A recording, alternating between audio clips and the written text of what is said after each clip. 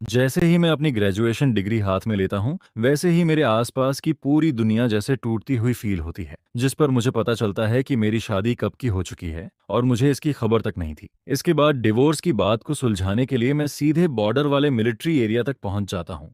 तभी वहां खड़े खड़े मैं थोड़ा कंफ्यूज्ड होता हूँ और तभी एक ठंडी लेकिन साफ आवाज सुनाई देती है, तुम किसे ढूंढ रहे हो? जिस पर मैं सामने देखता हूँ तो एक बेहद पावरफुल ऑनरा वाली वुमन अभी अभी गाड़ी से नीचे उतरती है, जिसे देखकर मैं जवाब देता हूँ, मैं सॉन्ग तन्ह हुआन को ढूंढ रहा हूँ। क्या आप लोग उसे जानते हैं? यह सुनते ही वहां खड़े सभी लोग शॉक्ड रह जाते हैं, क्योंकि सॉन्ग थान हुआन कोई आम इंसान नहीं बल्कि एक फेमस फीमेल कमांडर होती है और वो इस वक्त उसी लड़के के सामने खड़ी रहती है। जिस पर सॉन्ग थान हुआन की आंखों में हल्की सरप्राइज दिखाई देती है। अपनी फोटोग्राफिक मेमोरी की वजह से वो कॉन्फिडेंटली सोचती है कि इतने हैंडसम आदमी को अगर उसने कभी देखा होता तो वो कभी भूलती नहीं, लेकिन उसे उसकी कोई याद नहीं आती। फिर वो शांत आवाज में पूछती है, तुम सॉन्ग ताना हुआन को क्यों ढूंढ रहे हो? जिस पर मुझे बिल्कुल भी अंदाजा नहीं होता कि सामने खड़ी यही मेरी नाम की वाइफ है, और मैं सीधे बोल देता हूँ, मैं उसका हस्बैंड हूँ, उससे कुछ पर्सनल बात करनी है। यह सुनते ही आसपास के लोग तुरंत भड़क जाते हैं। अरे लड़के, उम्र तो तेरी कम लगती है लेकिन बातें बड़ी अजीब कर रहा है। सॉन्ग थान हुआन का कोई हस्बैंड नहीं है, आखिर तुम हो कौन? जिस पर सॉन्ग थान हुआन भी मुझे सस्पिशियस नजरों से देखने लगती है। वैसे भी मैं 4 घंटे तक डेजर्ट में पैदल चलकर यहाँ पहुंचा था, मैं पहले से ही इरिटेटेड था, ऊपर से इन लोगों का एटीट्यूड देखकर मेरा गुस्सा और बढ़ जाता है। फिर मैं चिढ़कर बोलता हूँ, कॉमरेड, आपको इतना कॉन्फिडेंस कैसे है कि सॉन्ग तन्हा हुआन का हस्बैंड नहीं है? बस उसे यहाँ बुलाइए और मेरे सामने बात क्लियर कर लीजिए। मुझे ऐसे मत देखिए जैसे मैं कोई फ्रॉड हूँ। यहाँ तक आने में मेरी हालत खराब हो गई है। सच में यहाँ आकर तो मैंने खुद ही मुसीबत मोल ले ली। जिस पर एक सैनिक तुरंत बोल पड़ता है, कॉमरेड, आपके सामने जो खड़ी हैं वही हमारी कमांडर हैं और वही सॉन्ग थान हुआन भी हैं। यह सुनते ही मैं पूरी तरह स्टैंड रह जाता हूँ, जिसे देखकर मेरे अंदर का सोशल एंजाइटी फिर से एक्टिवेट हो जाता है। वहीं दूसरी तरफ सभी लोग भी काफी शॉक्ड रहते हैं, क्योंकि सब जानते थे कि कमांडर पहले से शादीशुदा है। दरअसल जब सॉन्ग थन हुआन को प्रमोशन मिलने वाला था, तब ऊपर से नोटिस आया था कि मैरिड लोगों को ज्यादा प्रायोरिटी दी जाएगी। उनका मानना था कि शादीशुदा औरतों में रिस्पॉन्सिबिलिटी और अटैचमेंट ज्यादा होती है। उसी दौरान मेरे परिवार वाले चाहते थे कि मेरी शादी मेरे दादाजी के लाइफ सेवर के पोते से हो जाए। हालांकि मैंने सुना था कि वो गांव का एक साधारण फार्मर है, लेकिन जब मैंने उसकी फोटो देखी तो वो काफी हैंडसम और डिसेंट दिखाई दिया। ऊपर से वो उस इंसान का पोता था जिसने मेरे दादाजी की जान बचाई थी, इसलिए मुझे भी ये रिश्ता बुरा नहीं लगा। लेकिन तभी मुझे मिशन पर जाना पड़ा और इसी तरह 2 साल निकल गए। मैं अपने रजिस्टर्ड हस्बैंड से कभी मिल ही नहीं पाई। इसके बाद जब सब कुछ स्टेबल हुआ तो मैंने सोचा कि शायद अब उससे कांटेक्ट करना चाहिए और पूछना चाहिए कि क्या वो मिलिट्री लाइफ के साथ एडजस्ट होना चाहेगा। लेकिन जैसे ही मैंने इंक्वायरी शुरू की, एक शॉकिंग खबर सामने आ गई। यूनत बाच नाम का आदमी अफेयर कर चुका था। यह बात सुनकर मुझे काफी धक्का लगा। ऊपर से मिलिट्री मैरिज को तोड़ क्राइम माना जाता है। शुरुआत में तो मैंने फैसला कर लिया था कि उसे सजा दिलवाऊंगी, लेकिन तभी खबर आती है कि वो आदमी अपनी लवर के साथ सुसाइड कर चुका है। जिस पर सॉन्ग फैमिली काफी सोच विचार के बाद मामला आगे नहीं बढ़ाती। हालांकि वो औरत बच जाती है और अभी तक जेल में बंद रहती है। यह पूरा मामला पूरे मिलिट्री एरिया में फैल चुका था, क्योंकि एक बार लीडरशिप ने सॉन्ग थान हुआन से उसके फैमिली लाइफ के बारे में पूछा था। उन्होंने कहा था कि वो चाहे तो अपने हस्बैंड को कुछ समय यहाँ बुला सकती है ताकि दोनों का रिलेशनशिप मजबूत हो सके। जिस पर मजबूर होकर सॉन्ग थान हुआन ने सच बता दिया। लेकिन दुर्भाग्य से वहां से गुजर रहे एक मिलिट्री फैमिली मेंबर ने सारी बातें सुन ली और वो इंसान काफी गॉसिप करने वाला निकला। इसके बाद पूरे कैंप में यह खबर फैल गई और अब अचानक एक हैंडसम लड़का सामने आकर खुद को कमांडर का हस्बैंड बता रहा था, जिस पर बाकी सैनिकों को यह सब काफी स्ट्रेंज लगने लगता है। फिर सॉन्ग थन हुआन अपनी सोच से बाहर आती है और सीधे बोलती है, मैं ही सॉन्ग थन हुआन हूँ और मेरा कोई हस्बैंड नहीं है, तुम आखिर हो कौन? जिस पर मुझे ऐसा फील होता है जैसे मुझे कोई क्रिमिनल समझा जा रहा हो। फिर मैं बोलता हूँ, क्या आपको फैमिली की तरफ से भेजी गई लेटर नहीं मिली? यह सुनकर सॉन्ग ताना हुआन थोड़ा सोचती है। सच में पिछले कुछ समय से उसे कोई लेटर नहीं मिला था। तभी एक सैनिक बोलता है, कमांडर, सॉन्ग फैमिली वाला स्टाफ बीमार है, वो अभी घर पर पड़ा है। ये जगह काफी रिमोट है, इसलिए रिप्लेसमेंट भी नहीं मिला। उसने कुछ दिनों की छुट्टी ली हुई है, शायद कुछ दिन बाद लेटर पहुंचे। इसके बाद वही सैनिक मेरी तरफ देखकर पूछता है, लेकिन तुम्हें यह सब कैसे पता? जिस पर मैं जवाब देता हूँ, कुछ दिन पहले मैं अपने घर की लेटर चेक करने गया था। साथ ही सोचा था कि शायद जल्दी छुट्टी मिल जाए। तभी मैंने उन्हें बीमार हालत में देखा। घर में उनकी देखभाल करने वाला भी कोई नहीं था, इसलिए मैंने उनके लिए कुछ दवाइयां खरीद दी। फिर सोंग तान हुआन बोलती है, ठीक है, मुझे लेटर नहीं मिली, लेकिन ये तो एक्सप्लेन करो कि तुम खुद को मेरा हस्बैंड क्यों कह रहे हो? जिस पर मैं शांत होकर बोलता हूँ, मेरा नाम डू थान है, मैं डू विलेज ल्यूथान काउंटी से हूँ। असल में आपका हस्बैंड विलेज चीफ का बेटा होना चाहिए था, लेकिन उसकी मौत हो गई। तभी मैरिज सर्टिफिकेट निकालते वक्त पता चला कि उस सर्टिफिकेट पर रजिस्टर्ड नाम मेरा था। इसके बाद मैं पूरी बात समझाता हूँ। बाद में इन्वेस्टिगेशन में पता चला कि 2 साल पहले वो नहद बाच ने आपके साथ शादी रजिस्टर करवाई थी, लेकिन हाउस होल्ड रजिस्टर में उसने मेरी पेज भेज दी थी। उस समय काउंटी में नए हाउस होल्ड रजिस्ट्रेशन चल रहे थे, इसलिए पूरे गांव के लोग अपनी फैमिली रजिस्टर विलेज चीफ के घर छोड़ देते थे।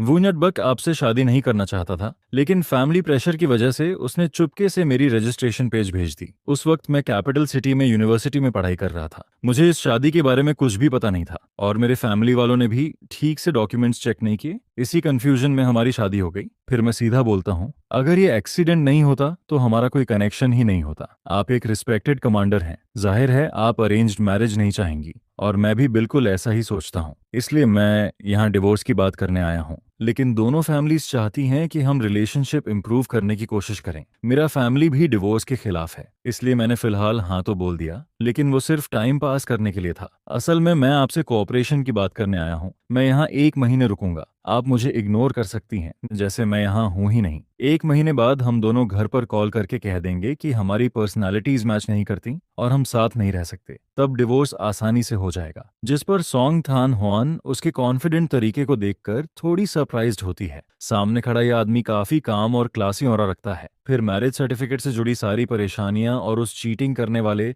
वो नहदबाज को याद करके सोंग थान हुआन के दिल का बोझ थोड़ा हल्का हो जाता है। इसके बाद वो बोलती है, ठीक है, फिलहाल तुम यहीं रुक जाओ, मैं वापस जाकर डिवोर्स रिपोर्ट लिख देती हूँ। जिस पर मैं हल्की स्माइल के साथ जवाब देता हूँ, धन्यवाद, इस महीने आपको परेशानी दूंगा, बस कहीं रहने की जगह मिल जाए तो काफी है। क्या मिलिट्री एरिया में डॉर्मेटरी या कोई खाली कमरा है? अगर नहीं तो मैं 1 महीना और मैनेज कर लूंगा। आपको मेरी चिंता करने की जरूरत नहीं है, मैं जल्दी ही चला जाऊंगा। सामने खड़ा यह आदमी सच में लोगों का ध्यान अपनी तरफ खींच लेता है। और सबसे शॉकिंग बात यह रहती है कि डू थान के हाथों में बिल्कुल भी मेहनत के निशान या छाले नहीं दिखाई देते। जिस पर सोंग थान हुआन मन ही मन सोचती है कि भले ही डू थान किसी दूर दराज गांव से आया हो, लेकिन उसके फैमिली कंडीशंस जरूर अच्छे रहे होंगे। कम से कम उसे बचपन से काफी अच्छे से पाला गया था, नहीं तो उसके हाथ इतने साफ और मुलायम कभी नहीं होते। उनमें मेहनत के कोई निशान तक नहीं दिखाई देते।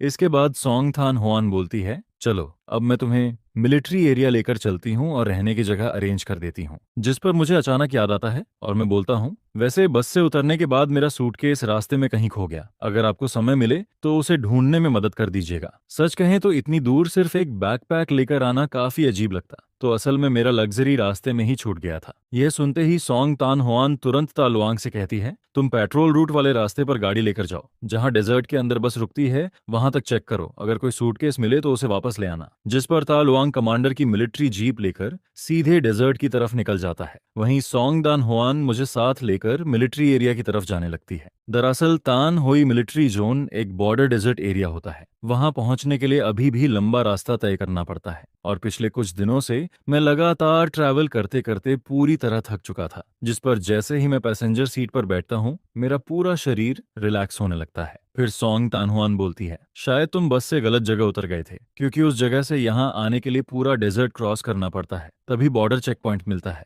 लेकिन कुछ मिनट गुजरने के बाद भी उसे मेरी तरफ से कोई जवाब नहीं मिलता। जिस पर वो पलट कर देखती है और पाती है कि मैं सिर एक तरफ झुकाकर गहरी नींद में सो चुका हूँ। यह देखकर सोंग तानहुआन कुछ नहीं बोलती, लेकिन अनजाने में गाड़ी की स्पीड धीमी कर देती है। इसके बाद जीप डेजर्ट रोड पर आगे बढ़ती रहती है। वहीं दूसरी तरफ तालुआंग को मेरा लग्जेज भी मिल जाता है। जैसे ही वो मिलिट्री एरिया लौटता है, वैसे ही आज देखी सुनी सारी बातें अपने साथी सैनिकों को बताने लगता है, और फिर यह खबर आग की तरह फैल जाती है। कुछ ही देर में पूरे कैंप को पता चल जाता है कि कमांडर का हस्बैंड यहाँ डिवोर्स लेने आया है। ये गॉसिप तो पुराने चीटिंग वाले मामले से भी ज्यादा वायरल हो जाती है। शाम के 6 बजते ही दिन का 30 डिग्री टेम्परेचर अचानक 10 डिग्री तक गिर जाता है, जबकि अभी समर सीजन चल रहा था। यहाँ का मौसम सच में बेहद हार्श और अनप्रेडिक्टेबल था। लोगों को लगातार कपड़े बदलने पड़ते थे, जिस पर आमतौर पर फैमिली फैमिली मेंबर्स जो यहाँ रहने आते वो ज्यादा दिन तक सरवाइव नहीं कर पाते। इसके बाद सोंग तान हुआन मिलिट्री एरिया पहुंचकर गाड़ी रोकती है,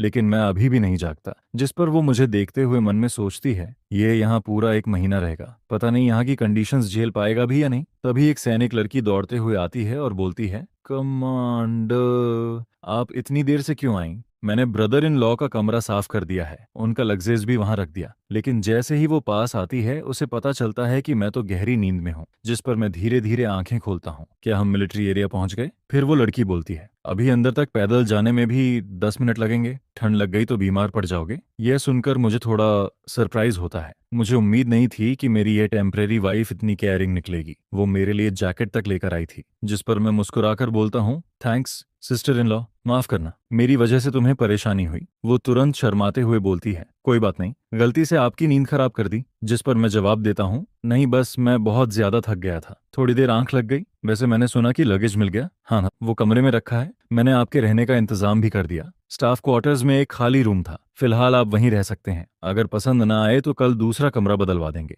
यह सुनकर मैं तुरंत बोलता हूँ, बहुत धन्यवाद, सच में तुम्हें तकलीफ दी मैंने। इसके बाद सोंग थान हुआन लड़की से चाबी लेती है और कहती है, ठीक है अब तुम अपना काम करो। जिस पर वो जवाब देती है, जी कमांडर, मैं चलती हूँ। उधर मैं चलते चलते मन ही मन सोचने लगता हूँ, इस पैरेलल वर्ल्ड में आए हुए मुझे काफी समय हो चुका था। कभी कभी तो मैं अपने पुराने मॉडर्न वर्ल्ड को ही भूल जाता हूँ। असल में अपने पुराने जीवन में मैं बचपन से फैमिली का लाडला था। पढ़ाई की मेहनत छोड़ दें तो मैंने जिंदगी में कभी ज्यादा तकलीफ नहीं झेली थी। मैंने मेहनत करके कैपिटल सिटी की यूनिवर्सिटी में एडमिशन लिया, यहाँ तक कि फैमिली का बर्डन कम करने के लिए पार्ट टाइम काम भी किया। मेरा एक क्लासमेट किसी रिच फैमिली का यंग मास्टर था, उसने इन्वेस्टमेंट करके बहुत पैसा कमा लिया था। तब मुझे लगा था कि मेरी जिंदगी भी अब आराम से गुजर जाएगी, लेकिन किसे पता था कि डेस्टिनी यहाँ मेरे लिए इतना बड़ा ट्रैप तैयार करके बैठी है। जिस पर मैं मन ही मन बस यही चाहता हूँ कि जल्दी से डिवोर्स हो जाए, ताकि मैं वापस अपनी आरामदायक जिंदगी में लौट सकूं। सच कहूं तो ये अनजान जगह मुझे बिल्कुल पसंद नहीं आ रही थी। उधर सोंग थान हुआन मुझे लंबी सांस लेते सुनती है, जिस पर वो सोचती है कि शायद यहाँ की खराब कंडीशंस की वजह से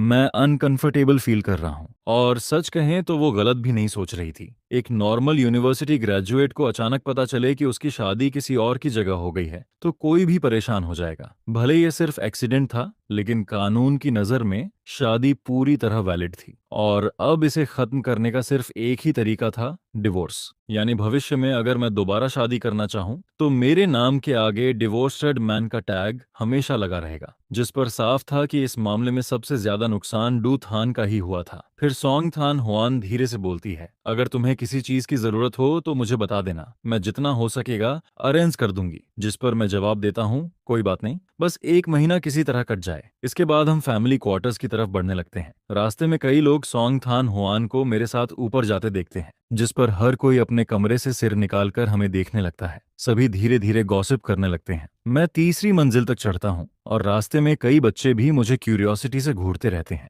आसपास अलग अलग खाने की खुशबू फैली रहती है, लेकिन सच कहूं तो मुझे ऐसे अपार्टमेंट स्टाइल बिल्डिंग्स बिल्कुल पसंद नहीं थे। यह जगह किसी कलेक्टिव डॉर्मेटरी जैसी लगती थी। मुझे तो हमेशा प्राइवेट कोर्टयार्ड वाले घर पसंद थे, जहां बाथरूम और टॉयलेट भी अलग हों। इसके बाद सोंग थान हुआन दरवाजा खोलते हुए बोलती है, कमरा साफ कर दिया गया है। फिर वो आगे कहती है, यहाँ का क्लाइमेट अलग है, रात में टेम्परेचर काफी गिर जाता है। तभी एक मिडिल एज्ड वुमन क्यूरियस होकर पास आती है। असल में अब तक पूरे कैंप को पता चल चुका था कि मैं यहाँ डिवोर्स के लिए आया हूँ, इसलिए यह खबर बाहर फैलना तय था। लेकिन अब सबसे ऑकवर्ड बात यह थी कि सोंग थान हुआन आखिर मेरा इंट्रोडक्शन कैसे दे, क्योंकि हमारे बीच का रिलेशनशिप खुद बेहद अजीब स्थिति में था। तभी वो वुमन पूछती है, थान हुआन जरा रुको तो, ये कौन है? जिस पर सोंग थान हुआन कुछ बोलने ही वाली होती है कि मैं सीधे जवाब दे देता हूँ, मैं सोंग थान हुआन का लीगल हस्बैंड हूँ। यह सुनते ही वहां मौजूद लोग फिर से शॉक्ड रह जाते हैं। इसके बाद मैं कमरे के अंदर चला जाता हूँ और सोंग थान हुआन भी मेरे पीछे अंदर आती है। कमरे के अंदर बेड पर मोटा मैट्रेस और ब्लैंकेट पहले से रखा होता है। सब कुछ मिलिट्री ग्रीन कलर में परफेक्टली अरेंज्ड रहता है,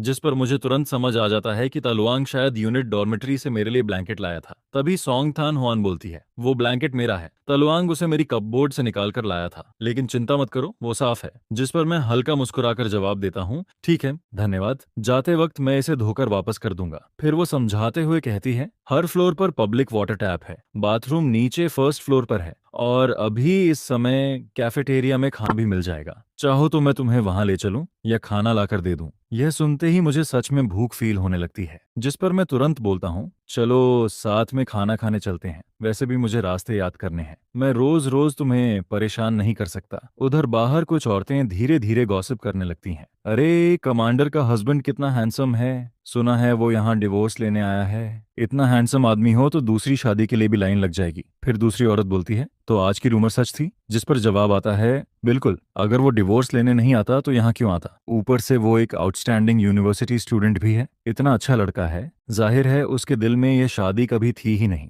हालांकि ये शादी गलती से हुई थी, लेकिन लोगों को फिर भी मैं और सॉन्ग तान हुआन साथ में काफी अच्छे लग रहे थे। जिस पर कुछ औरतें आपस में बातें करने लगती हैं। कमांडर सॉन्ग का फैमिली तो पूरा कैपिटल सिटी में रहता है, सबके पास स्टेबल जॉब्स हैं और फैमिली कंडीशंस भी काफी अच्छी हैं। वैसे सॉन्ग तन्हा हुआन बस थोड़ी कोल्ड पर्सनैलिटी वाली है, वरना दिल की बहुत अच्छी इंसान है। और उसका वो छोटा सा खूबसूरत चेहरा देखो, अगर वो मिलिट्री में नहीं होती तो बाहर जाकर कम से कम कोई बड़ी सेलिब्रिटी जरूर बनती। फिर दूसरी औरत बोलती है, और सच कहूं तो दोनों साथ में चलते हुए बहुत परफेक्ट लग रहे हैं। वही क्या कहते हैं, टैलेंटेड मैन और ब्यूटीफुल वुमन वाली जोड़ी। जिस पर मैं और सॉन्ग थान हुआन फैमिली क्वार्टर्स से निकलकर मिलिट्री कैफेटेरिया की तरफ बढ़ने लगते हैं। रास्ते में ज्यादातर लोग सोल्जर्स ही दिखाई देते हैं। मैं लगातार मिलिट्री यूनिफॉर्म पहने लोगों को आते जाते देखता रहता हूँ, लेकिन सबसे ऑकवर्ड बात यही थी कि सॉन्ग थान हुआन यहाँ की कमांडर थी। जिस पर रास्ते में मिलने वाला हर सैनिक रुककर सैल्यूट करता और उससे बात करता।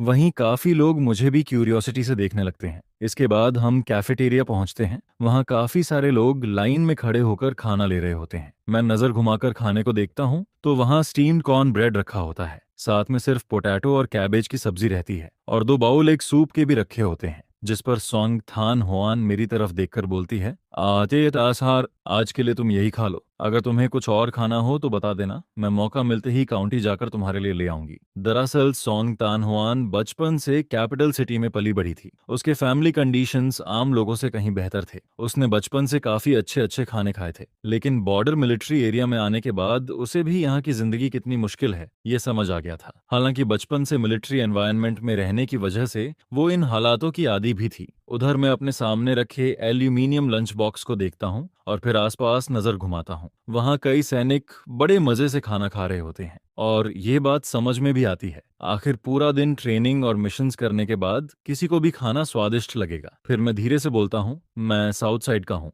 बचपन से हमारा मेन फूड राइस रहा है। जब फैमिली गरीब थी तब हम ज्यादातर प्लेन राइस पॉरेज खाते थे, साथ में हरी सब्जियां, पिकल या स्टीम्ड एग्स चलते थे। इसलिए यहाँ का खाना ऑनेस्टली मेरे टेस्ट के हिसाब से नहीं है। शायद आज ज्यादा ट्रैवल करने की वजह से भी अब भूख कम हो गई है। जिस पर सॉन्ग तान हुआन तुरंत बोलती है, फिर भी थोड़ा खा लो, अगर नहीं खा पाए तो मैं इसे पैक करवा देती हूँ, बाद में रात में खा लेना। यह सुनकर मैं पहले उसके खाने का हिस्सा अलग कर देता हूँ और बोलता हूँ, पहले तुम अपना हिस्सा ले लो, कहीं ऐसा ना हो कि मैं तुम्हारा खाना खराब कर दूं, मेरे लिए इतना काफी है। जिस पर सॉन्ग थान हुआन हल्का सा सिर हिलाती है। इसके बाद वो अपना लंच बॉक्स लेकर कैफेटेरिया के बाहर लगे पानी के नल की तरफ चली जाती है और मुझे कुछ भी करने नहीं देती। तभी पीछे से एक औरत आवाज लगाती है, लिटिल सॉन्ग, लिटिल सॉन्ग। उसके साथ एक और मिडिल एज्ड वुमन भी होती है। फिर वो मुस्कुराते हुए पूछती है, सुना है तुम्हारे घर से कोई आया है, क्या यही तुम्हारे हस्बैंड हैं? जिस पर सॉन्ग थान हुआन थोड़ा ऑकवर्ड होकर बोलती है, मामला थोड़ा कॉम्प्लिकेटेड है, बाद में एक्सप्लेन करूंगी।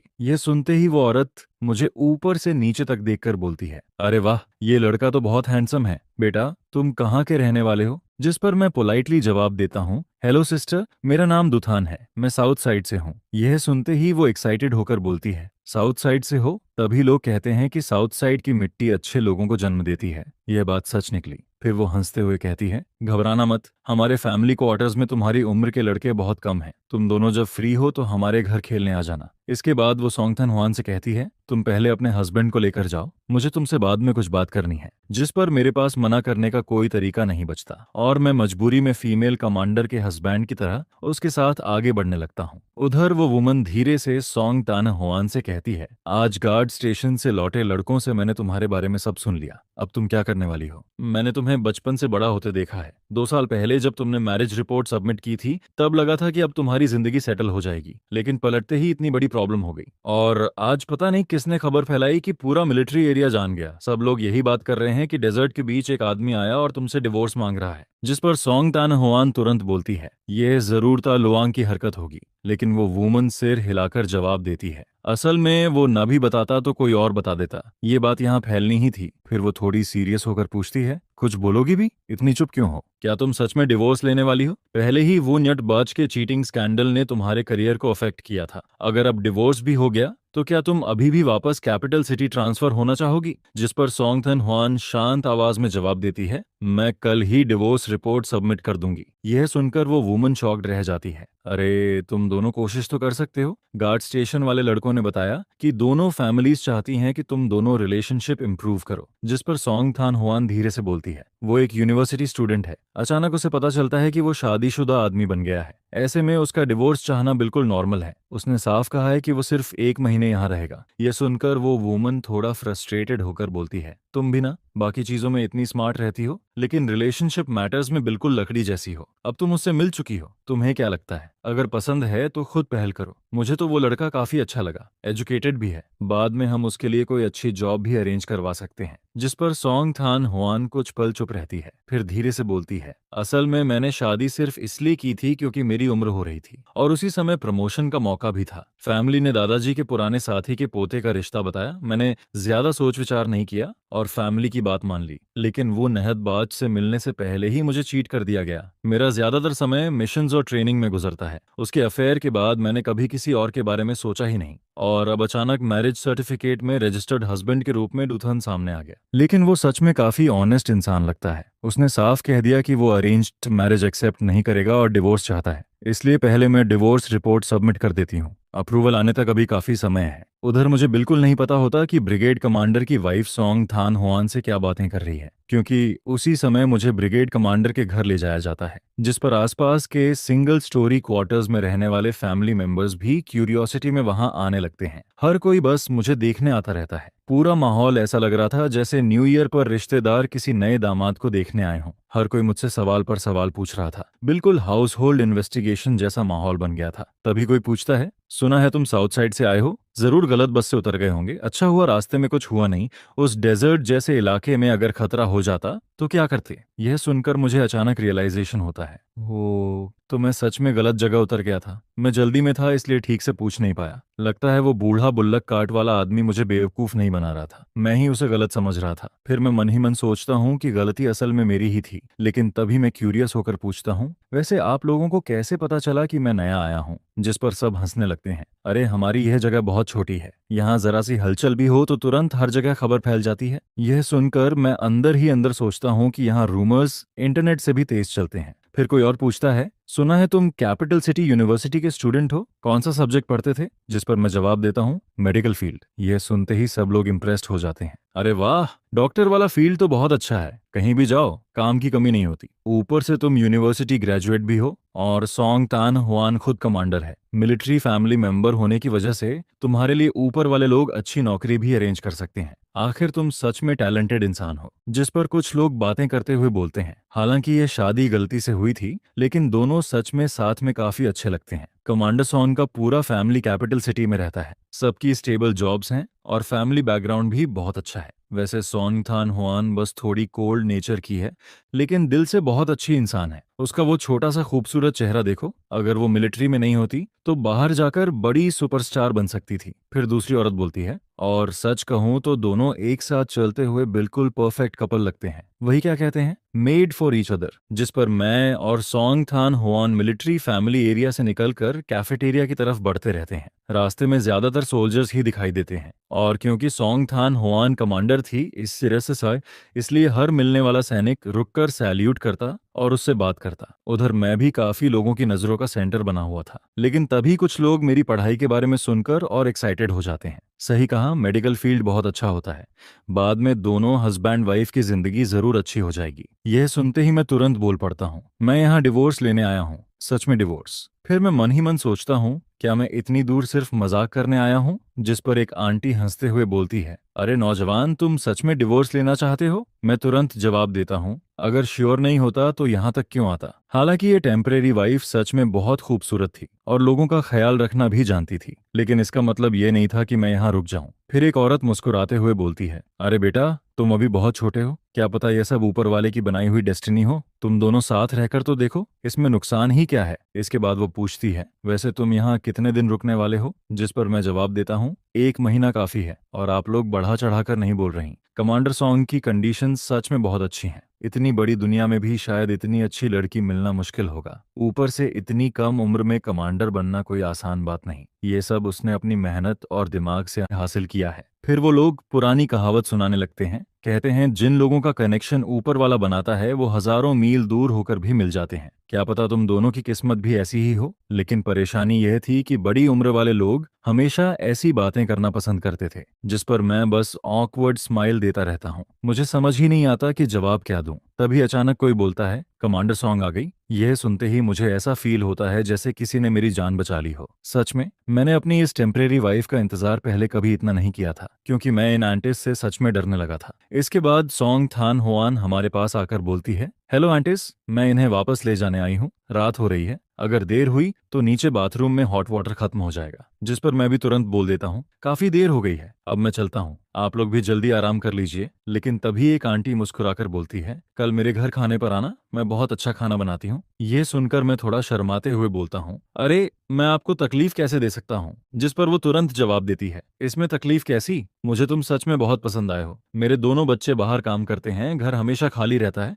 मुझे यंग लोगों से बातें करना अच्छा लगता है, तुम्हें कल जरूर आना पड़ेगा। जिस पर मैं मुस्कुराकर जवाब देता हूँ, अगर आपने इतना इंसाइट किया है तो कल जरूर आऊंगा, बस फिर मुझे देखकर हंसिएगा मत। यह सुनते ही वो खुश होकर बोलती है, बस ऐसे ही ठीक है। इसके बाद हम लोग फैमिली क्वार्टर्स से निकलकर डॉर्मेट्री बिल्डिंग की तरफ बढ़ते हैं। दोनों जगहों के बीच लगभग 500 मीटर की दूरी होती है। जैसे ही मैं डॉर्मेट्री बिल्डिंग के नीचे पहुंचता हूं, वैसे ही अंदर से शोर की आवाजें सुनाई देती रहती हैं। कहीं बड़े लोग बच्चों को डांट रहे थे, कहीं बच्चे रो रहे थे। हर कमरे से अलग अलग आवाजें आ रही थीं, जिस पर सॉन्ग थान होआन मुझे ऊपर तक छोड़ने आती है। फिर वो बोलती है, मैं अब चलती हूँ, अगर किसी चीज की जरूरत हो तो कल बता देना। नीचे हॉट वाटर रात 9 बजे के बाद खत्म हो जाता है, अगर नहाना हो तो जल्दी चले जाना। जिस पर मैं जवाब देता हूँ, ठीक है, समझ गया। असल में आज पूरा दिन मैंने डेजर्ट में चलते हुए बिताया था, पूरा शरीर पसीने से भीग चुका था और अब रात में टेम्परेचर भी नीचे गिर रहा था। जिस पर मैं सूटकेस खोलकर साफ कपड़े निकालता हूँ और बेसिन लेकर नीचे बाथरूम की तरफ जाने लगता हूँ। रास्ते में कुछ लोग आते जाते दिखाई देते हैं, लेकिन ज्यादातर लोग नहा चुके होते हैं और सच कहूँ तो मुझे यही बेहतर लगता है। आखिर कितना समय हो गया था किसी और के सामने आधा नेकेड हुए। मुझे अपने कैपिटल सिटी वाले कॉलेज डेज याद आने लगते हैं। जैसे ही मैंने थोड़ा पैसा कमाना शुरू किया, मैंने डॉर्मेट्री छोड़कर बाहर एक प्राइवेट रूम रेंट पर ले लिया था, जहां अटैच्ड बाथरूम भी था। कमरा साफ सुथरा और प्राइवेट था। सच में वो जिंदगी काफी आरामदायक थी। दरअसल मैं मेडिकल स्टूडेंट था। खाली समय में सनस्क्रीन और ब्रूस हीलिंग ऑयल जैसी चीजों पर रिसर्च करना पसंद करता था। मैं खुद हैंडसम भी था और काफी स्किल्ड भी। कैपिटल सिटी में कई लोग मेरी स्किन की तारीफ करते थे, जिस पर मैं उन्हें सनस्क्रीन की इंपॉर्टेंस समझाने लगता था और जिन लोगों को चोट लगती वो मेरा मेडिसिनल ऑनयल इस्तेमाल करते थे। बाद में वो लोग दूसरों को बताते कि मेरा ऑनयल बहुत असरदार है, जिस पर धीरे धीरे मेरी रेपुटेशन फैलने लगी। काफी लोग मुझसे सनस्क्रीन और मेडिसिनल ऑयल खरीदने आने लगे और मैंने काफी पैसा भी कमाया। इन्हीं ख्यालों में खोया हुआ मैं बाथरूम की तरफ बढ़ता रहता हूँ। तभी कुछ सोल्जर्स अंदर से बाहर आते दिखाई देते हैं। वो मुझे देखकर फ्रेंडली तरीके से बोलते हैं, अरे नौजवान, जल्दी जाओ, नहीं तो थोड़ी देर में हॉट वाटर खत्म हो जाएगा, फिर ठंड लगकर बीमार पड़ जाओगे। जिस पर मैं पोलाइटली जवाब देता हूँ, ठीक है, थैंक यू ब्रदर्स। तभी उनमें से एक धीरे से बोलता है, कमांडर सॉन्ग का नया टारगेट सच में बहुत हैंडसम है। यह सुनकर मैं थोड़ा तेज चलने लगता हूँ और मन ही मन सोचता हूँ कि बेहतर होगा कल से खुद ही थोड़ा हॉट वाटर लेकर कमरे में नहा लिया करूँ। हालांकि यह थोड़ा ट्रबलसम था, क्योंकि यहाँ शायद बकेट या एक्स्ट्रा हॉट वाटर का इंतजाम भी नहीं था। जिस पर मैं सोचता हूँ कि कल अपनी इस टेम्परेरी वाइफ से इस बारे में बात करनी पड़ेगी। इसके बाद मैं पब्लिक बाथरूम के अंदर पहुंचता हूँ। शायद देर होने की वजह से वहां अब कोई नहीं बचा था। यह देखकर मैं राहत की सांस लेता हूँ। फिर जल्दी जल्दी नहाकर वापस कमरे में लौट आता हूँ और बिस्तर पर लेटते ही कब मुझे नींद आ जाती है इसका मुझे खुद पता नहीं चलता। लेकिन अगली सुबह बर्तनों की आवाज, बच्चों के रोने और लोगों की डांटने की आवाजों से मेरी आंख खुल जाती है क्योंकि यह जगह बिल्कुल भी साउंड प्रूफ नहीं थी, जिस पर सुबह सुबह ही मेरी नींद खराब हो जाती है। मैं धीरे धीरे उठकर बेड साइड पर रखा वॉचरिस्ट उठाता हूँ और समय देखता हूँ। क्या अभी सिर्फ 7:30 बजे हैं? यह देखकर मैं तुरंत वापस ब्लैंकेट ओढ़ लेता हूँ और बाहर की आवाजों को इग्नोर करके दोबारा सोने की कोशिश करता हूँ, जिस पर मैं फिर से गहरी नींद में सो जाता हूँ और सीधे दोपहर 1 बजे जाकर उठता हूँ। लेकिन जैसे ही मैं दरवाजा खोलता हूँ, वैसे ही बाहर खड़ी सॉन्ग थान हुआन दिखाई देती है। उसके हाथ में 2 पैक्ड लंच बॉक्सेस होते हैं। उसका ठंडा लेकिन खूबसूरत चेहरा हमेशा की तरह डिस्टेंट ऑरा दे रहा था, जिस पर जो लोग उसे नहीं जानते थे वो उससे थोड़ा डरते थे। मुझे देखकर सॉन्ग थान हुआन ऊपर नजर उठाती है, लेकिन अगले ही पल उसका छोटा सा चेहरा हल्का लाल हो जाता है और वो नजरें घुमा लेती है। फिर वो धीरे से पूछती है, सुबह से तुमने कुछ नहीं खाया है ना? जिस पर मैं साइड में हटकर उसे अंदर आने का इशारा करता हूँ और बोलता हूँ, मैं अभी उठा हूँ, पहले बाहर जाकर ब्रश कर लूँ। इसके बाद मैं कॉरिडोर के आखिर में बने पब्लिक बेसिन की तरफ चला जाता हूँ और सच कहूँ तो कमरे में बाथरूम न होना सच में बहुत इनकन्वीनियंट था। उसी समय सभी लोग लंच बनाने में लगे होते हैं।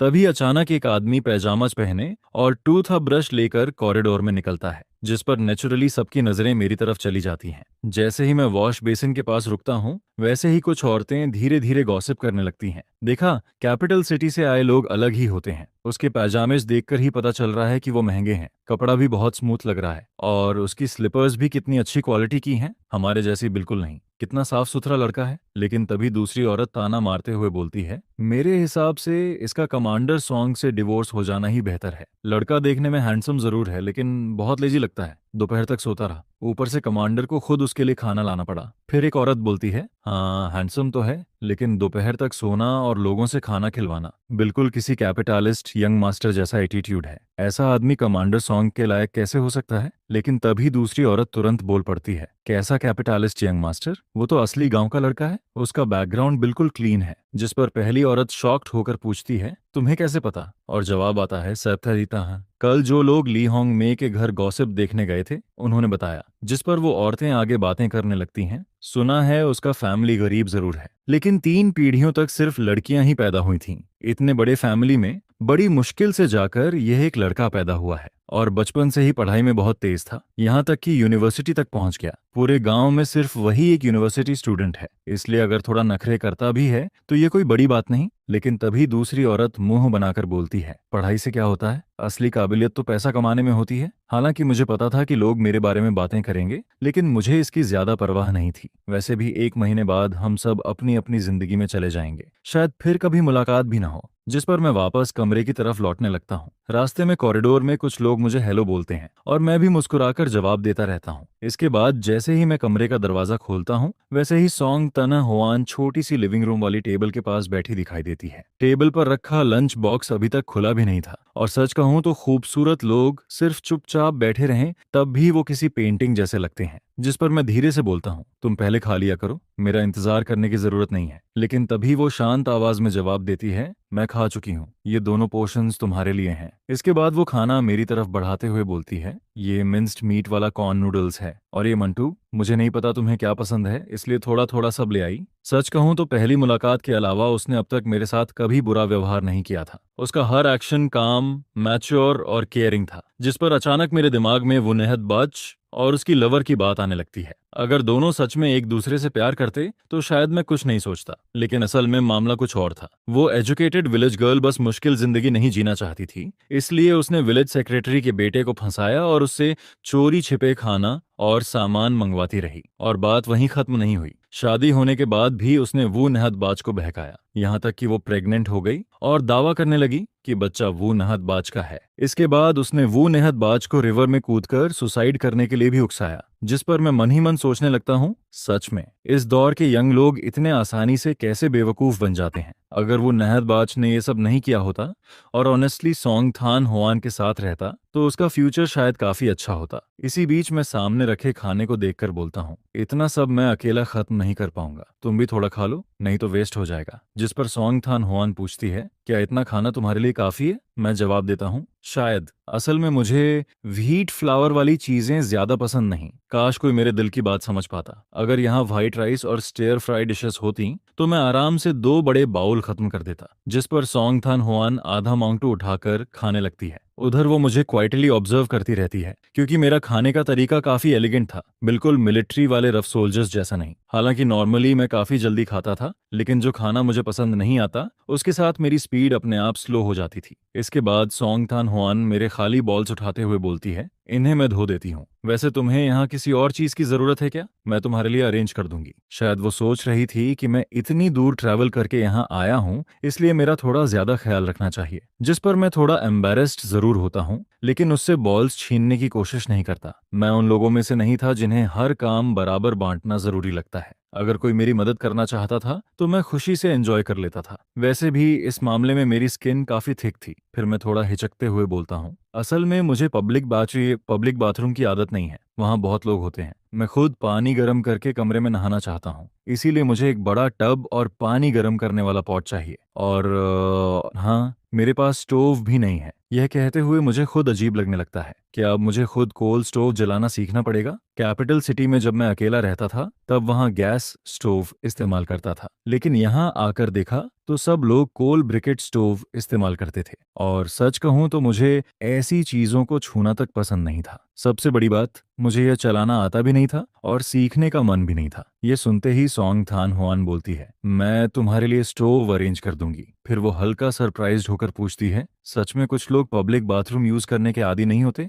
लेकिन उस समय मेरा मन पूरी तरह कैपिटल सिटी वाले अपने रेंटेड रूम में अटका हुआ था। कमरा छोटा जरूर था, लेकिन वहाँ हर सुविधा थी, यहाँ तक कि मुझे अपने कपड़े तक खुद नहीं धोने पड़ते थे। मैंने कैपिटल सिटी में काफी अच्छा पैसा कमाया था। खाने पीने और सेविंग्स के बाद बाकी सारे पैसे खुद पर खर्च कर देता था, जिस पर मुझे अपने पुराने आरामदायक दिन बहुत याद आने लगते हैं। और फिर अचानक मेरे दिमाग में ख्याल आता है, क्यों ना मैं जल्दी ही यहाँ से भाग जाऊं, घर जाकर आराम से लेटूंगा। मॉम डैड भी हमेशा कहते थे कि मुझे जिंदगी एंजॉय करना अच्छे से आता है। आखिर मेडिकल ग्रेजुएशन खत्म करने के बाद मैं बस थोड़ा आराम करना चाहता था। सच में अब और मेहनत करने का मन नहीं था। इसी बीच मैं अचानक पूछता हूँ, वैसे तुमने डिवोर्स रिपोर्ट सबमिट कर दी? जिस पर सोंग थान हुआन जवाब देती है, आज सुबह ही सबमिट की है, शायद कुछ दिनों में रिजल्ट आ जाएगा। यह सुनते ही मेरा मूड अच्छा हो जाता है। ठीक है, बस डिवोर्स अप्रूव हो जाए फिर सब आसान हो जाएगा। हालांकि यहाँ की कंडीशंस कैपिटल सिटी जितनी अच्छी नहीं थी और यहाँ घर जैसी फ्रीडम भी नहीं थी, लेकिन मैं खुद को समझाता रहता हूँ कि मैं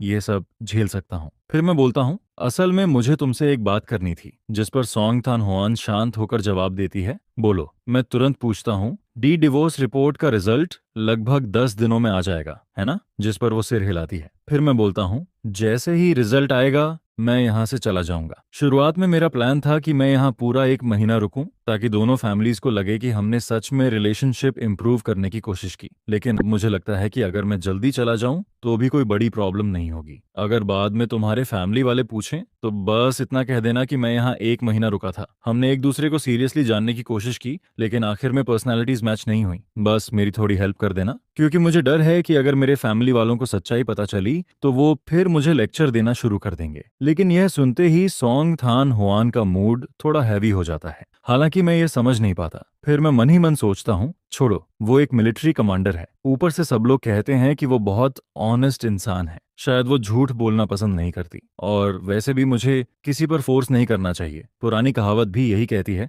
ज्यादा दोस्त होना हमेशा अच्छा होता है। छोटी छोटी बातों पर अननेसेसरी कॉन्फ्लिक्ट नहीं करना चाहिए। जिस पर सोंग थान हुआन धीरे से बोलती है, जैसे ही डिवोर्स अप्रूव होगा तुम जा सकते हो। अगर मेरे फैमिली वाले पूछेंगे तो मैं झूठ नहीं बोलूंगी। अगर कंपैटिबिलिटी नहीं है तो नहीं है, सिर्फ दिखावे के लिए 1 महीने तक रिलेशनशिप इंप्रूव करने की जरूरत नहीं। लेकिन उसके मन में एक अलग ही सवाल चल रहा था, कंपैटिबिलिटी नहीं है, आखिर कहाँ नहीं है? असल में सिर्फ डू थान ही यह सोच रहा था कि दोनों मैच नहीं करते, क्योंकि अभी तक उसकी नजर में डू थान में कोई बड़ी कमी नहीं थी। बस वो थोड़ा स्लोली खाता था और जरूरत से ज्यादा क्लीन और पिकी था। इसके अलावा सब कुछ नॉर्मल था। यहाँ तक कि अगर वो काम न भी करे तो सोंग थान हुआन खुद सब संभाल सकती थी। लेकिन उसे बिल्कुल समझ नहीं आ रहा था कि सामने वाला आखिर सोच क्या रहा है। उधर मैं उसकी बात सुनने के बाद फिर से खुश हो जाता हूँ और तुरंत बोल पड़ता हूँ, हाँ मैं बिल्कुल, जब मैं जाऊंगा और अगर फैमिली वाले पूछें तो बस बोल देना कि हम कंपैटिबल नहीं थे। बड़े लोग भी हमें फोर्स नहीं कर पाएंगे। यह कहते ही मेरा मूड पूरी तरह अच्छा हो जाता है। आखिर बस कुछ दिन और, फिर मैं बॉर्डर एरिया से वापस जाकर आराम करूंगा और उसके बाद कैपिटल सिटी चला जाऊंगा। मेरा सनस्क्रीन और मेडिसिनल ऑयल पहले से ही बहुत बिक रहा था। बाद में अगर मैं नए प्रोडक्ट्स डेवलप करूं तो और भी ढेर सारा पैसा कमा सकता हूँ। इसके बाद मैं फिर से सोचने लगता हूँ कि क्या मुझे किन्थी के हॉस्पिटल में जाकर काम करना चाहिए। वैसे भी घर से थोड़ा दूर तो है, लेकिन अगर मैं अपनी छुट्टियां बचाकर रखूं तो हर 2 महीने में एक बार घर वापस आना नामुमकिन भी नहीं है। जिस पर कुछ ही पलों में मैं अपने फ्यूचर का पूरा प्लान बना लेता हूँ। हर चीज के बारे में सोच लिया था, लेकिन सिर्फ शादी के बारे में कभी नहीं सोचा। आखिर मेरे पास 2 जिंदगी की मेमोरीज हैं, और पिछली जिंदगी में डिवोर्स रेट शादी से भी ज्यादा हुआ करता था। ढेर सारे लोग तो शादी तक नहीं करते थे। उस वक्त मैं भी काफी जवान था, अभी अभी यूनिवर्सिटी से ग्रेजुएट हुआ था और बस 20 साल की उम्र पार की थी। इसीलिए कभी इस बारे में सीरियसली नहीं सोचा। फिर इस दुनिया में आने के बाद मैं पूरी तरह पढ़ाई में लग गया, जिस पर शादी जैसी चीज तो दिमाग में आई ही नहीं। स्कूल में भी मेरे पीछे पसंद करने वालों की कमी नहीं थी, लेकिन मेरे लिए लड़कियां सिर्फ मेरी पढ़ाई में डिस्टरबेंस बनती थीं, स्कॉलरशिप पाने में रुकावट डालती थीं और मेरी अच्छी लाइफ एंजॉय करने की स्पीड को भी स्लो कर देती थीं। टाइम ही पैसा है, इसलिए मुझे अपना पूरा फोकस सिर्फ पैसे कमाने पर रखना था। फिर शाम होते ही ली होंग में खुद मेरे पास आकर मुझे अपने घर डिनर के लिए इनवाइट करती है, जिसे सुनकर मुझे थोड़ा ऑकवर्ड फील होने लगता है। अच्छा हुआ कि मेरे सूटकेस में कुछ अच्छे इंपोर्टेड चॉकलेट पड़े हुए थे। इस दुनिया में चॉकलेट सच में एक लग्जरी स्नैक माना जाता है। प्राइस काफी महंगी है और मार्केट में मिलता भी बहुत कम है, खासकर मेरा ये इंपोर्टेड पियर फ्लेवर चॉकलेट। ये सब मुझे किन्हें के एक अमीर यंग मास्टर दोस्त ने गिफ्ट किया था, क्योंकि मैं अक्सर मेडिसिन ऑयल बनाने में एक्सपेरिमेंट करता रहता था, जिस पर उसके दादाजी ने मेरा ऑयल इस्तेमाल किया और उनकी कई पुरानी इंजरीज काफी हद तक ठीक हो गईं। इसी वजह से हमारी दोस्ती हो गई। उस लड़के के पास विदेशों से लाई गई रेयर चीजों की कमी नहीं थी। आखिर उसका फैमिली बैकग्राउंड ही इतना रिच था, जिसकी वजह से मुझे भी इस दौर के कई रेयर फूड्स टेस्ट करने का मौका मिलता रहता था। कभी कभी वो जरूरत से ज्यादा चीजें भेज देता, तो मैं उनमें से कुछ अपने घर वालों को भी भेज देता था। इस बार मैं ज्यादा इंपोर्टेड चॉकलेट नहीं लाया था, लेकिन सब मिलाकर भी लगभग आधा बैग भर गया था। जिस पर भाभी पूछती हैं, ये क्या है? मैं मुस्कुराकर कहता हूँ, ये इंपोर्टेड चॉकलेट है, मेरे दोस्त ने गिफ्ट किया था। मैं यहाँ जल्दी में आया, इसलिए कुछ खास लाने का मौका नहीं मिला। सोचा आपको टेस्ट करवाता हूँ, इसका फ्लेवर काफी अच्छा है। वैसे भी ऐसा इंपोर्टेड चॉकलेट रोज रोज कहाँ देखने को मिलता है। ये सुनकर वो तुरंत कहती हैं, अरे ये तो बहुत महंगी चीज लग रही है, सिर्फ खाने पर बुलाया था और तुम इतना कीमती सामान ले आए, इससे तो मुझे शर्मिंदगी हो रही है। जिस पर मैं हंसते हुए कहता हूँ, कैसे हो सकता है कि मैं गेस्ट बनकर खाली हाथ यहाँ खाने आ जाऊं? मैं इतना भी शेमलेस नहीं हूँ भाभी, ये तो बस थोड़ा स्नैक है। अगर आप नहीं लेंगी तो मैं अभी वापस चला जाता हूँ। जिस पर वो जल्दी से बोलती हैं, ठीक है, अब मैं मना नहीं करूंगी, लेकिन आज रात तुम्हें जमकर खाना पड़ेगा। वैसे भी कुछ और मिलिट्री फैमिली वाले लोग भी आने वाले हैं। हमने सबको बुलाया है ताकि सब साथ बैठकर खाना खाएं और एक दूसरे से जान पहचान हो जाए। असल में दोनों पति पत्नी ने पहले से कोई बात नहीं की थी, लेकिन दोनों की सोच बिल्कुल सेम थी। वो दोनों मुझे और तोंग थान होआंग को करीब लाना चाहते थे, इसलिए डिनर पर वही लोग बुलाए गए थे जिनसे उनका रोज का अच्छा रिलेशन था। वहाँ battalion commander, political commissioner, deputy battalion commander और डिप्टी रेजिमेंट कमांडर तक मौजूद थे। सब लोग आम दिनों में भी काफी फ्रेंडली रहते थे। बाहर निकलकर बस खाना पीना, थोड़ी शराब और कैजुअल बातें करना ही उनका एंटरटेनमेंट था। लेकिन असली काम तो वहाँ मौजूद महिलाओं का था। वो सब बातें करते करते धीरे धीरे हमारी सेटिंग कराने में लगी हुई थीं और बार बार तोंग डोंग ट्रोंग की तारीफ कर रही थीं। वहाँ 4 भाभियां बैठी थीं और उनके साथ छोटे छोटे बच्चे भी थे। हर बच्चा गोल मटोल और गोरा था, जिन्हें देखकर तुरंत गोद में उठाने का मन करता है। टेबल पर ढेर सारे डिशेज रखे हुए थे। एक नजर में ही समझ आ जाता है कि काफी मेहनत और खर्चा किया गया है। पूरा प्लेट चिकन से भरा हुआ था, potato vermicelli stew, breast fish, wood ear mushroom के साथ stir fry meat, smoked meat with pickled vegetables, अनेक सूप तक रखा था। लेकिन मेन फूड अभी ग्रेन बन्स ही थे, बड़े बड़े कॉर्नफ्लोर माउंटू, और हर चीज पूरे बेसिन भरकर रखी हुई थी। इनमें से कुछ डिशेज तो गेस्ट्स खुद अपने घर से लेकर आए थे। आखिर इस दौर में यही ट्रेडिशन था, अगर कोई खाने पर बुलाता तो गेस्ट भी घर से थोड़ा अच्छा खाना लेकर आता ताकि मील और अच्छा बन सके। मैं भी बेवकूफ नहीं था, इसलिए तुरंत समझ गया कि ये लोग मुझे और तोंग थान होआंग को मैच कराने की कोशिश कर रहे हैं। लेकिन शादी वाली बात मुझे अंदर से अभी भी अजीब लगती थी। मैं आराम से यूनिवर्सिटी में पढ़ रहा था और अचानक मुझे शादी के लिए मजबूर कर दिया गया। अच्छा हुआ कि सामने वाला इंसान समझदार निकला, वरना अगर कोई अनरीजनेबल इंसान होता तो शायद मेरी जिंदगी बर्बाद हो जाती। इसलिए इस डिनर के दौरान भी मैं बस मुस्कुराकर सबका जवाब देता रहता हूँ और कभी कभी मजाक में उसे छेड़ भी देता हूँ, जिस पर उसकी हंसी पूरे कोर्टयार्ड में गूंजने लगती है। उधर ब्रिगेड कमांडर के घर के कोर्टयार्ड में बाकी महिलाएं टेबल और चेयर्स लगाने में बिजी थीं। यह देखकर मुझे लगा कि मैं ऐसे खाली बैठा रहूं ये सही नहीं होगा, इसलिए मैं उठकर मदद करने जाने लगता हूं, लेकिन तभी मुझे रोक लिया जाता है, जिस पर एक भाभी कहती हैं, तुम यहीं बैठकर बच्चों को संभाल लो, हमारा काम अभी खत्म हो जाएगा। और फिर वो एक मोटे से बेबी को मेरी गोद में डाल देती हैं। बच्चा अभी कुछ ही महीने का था। वो अपनी गोल आंखें खोलकर मुझे देखने लगता है। वैसे तो मुझे शरारती बच्चे ज्यादा पसंद नहीं, लेकिन ऐसे छोटे बच्चे जो अभी बोल भी नहीं सकते और जिनके दांत तक नहीं आए, उनसे मुझे कोई दिक्कत नहीं होती। जिस पर मैं हंसकर कहता हूँ, ठीक है, फिर मैं मना नहीं करूंगा। फिर मैं कोर्टयार्ड में बैठकर बच्चे को गोद में खिलाने लगता हूँ। उसी दौरान तोंगथान हुआन को ब्रिगेड कमांडर खाने के लिए अंदर लेकर आता है। जैसे ही वो कोर्टयार्ड में एंटर करता है, उसकी नजर सीधे मुझ पर पड़ती है। मैं उस वक्त ग्रे स्पोर्ट्स वियर पहने बैठा था। पैरों में साफ धुले हुए व्हाइट क्लॉथ शूज थे। मैं बच्चे को गोद में लेकर नीचे देखकर मुस्कुरा रहा था और मेरे चेहरे पर बेहद जेंटल स्माइल थी, जिस पर तोंगथान हुआन के पीछे चल रहे ऑफिसर्स सबके सब मुझे देखकर रुक जाते हैं। हर किसी की आंखें चौड़ी हो जाती हैं। आखिर पूरे मिलिट्री डिस्ट्रिक्ट में पहले से ही इस बात की चर्चा चल रही थी कि रेजिमेंट कमांडर तोंग अपने लवर को डाइनिंग हॉल लेकर आया है। बात 1 से 10 और 10 से 100 लोगों तक पहुंच चुकी थी। सब लोग कह रहे थे कि वो यूनिवर्सिटी स्टूडेंट जो यहाँ डिवोर्स के लिए आया था बेहद हैंडसम है। उसकी इतनी तारीफ की गई थी जैसे दुनिया में दूसरा कोई वैसा हो ही नहीं सकता। और आज जब उन्होंने मुझे अपनी आंखों से देखा तो सच में उनकी आंखें खुल गईं। इस सूखी और बेजान मिलिट्री कैंप वाली जगह में, जहां हर तरफ सिर्फ रफ और कठोर आदमी ही नजर आते थे, वहां अचानक इतना एलिगेंट और हैंडसम लड़का दिखाई दे जाए तो कोई कैसे नजर हटाता। जिस पर ब्रिगेड कमांडर हंसते हुए कहता है, अरे सब लोग आ गए, बिल्कुल सही टाइम पर खाना भी तैयार हो गया। मैंने तो अपनी सबसे कीमती शराब भी निकाल ली है, चलो जल्दी बैठो। फिर वो मेरी तरफ देखकर कहता है, आओ मैं सबसे इंट्रोड्यूस करवाता हूँ, ये हैं डुथान। जिस पर मैं बच्चे को गोद में लिए ऑकवर्ड स्माइल के साथ खड़ा हो जाता हूँ। तभी कोई मजाक में कहता है, नमस्ते जीजा जी। असल में अभी टेक्निकली ऐसा कहना गलत भी नहीं था। फिर मैं सबको देखकर कहता हूँ, सबको नमस्ते। जिस पर कोई और बोलता है, जो बाथटब, हॉट वाटर और स्टोव तुम्हें चाहिए था वो थोड़ी देर में भेज दिया जाएगा। मैं सिर हिलाकर कहता हूँ, ठीक है, धन्यवाद। इसके बाद एक भाभी मुझे गौर से देखकर कहती हैं,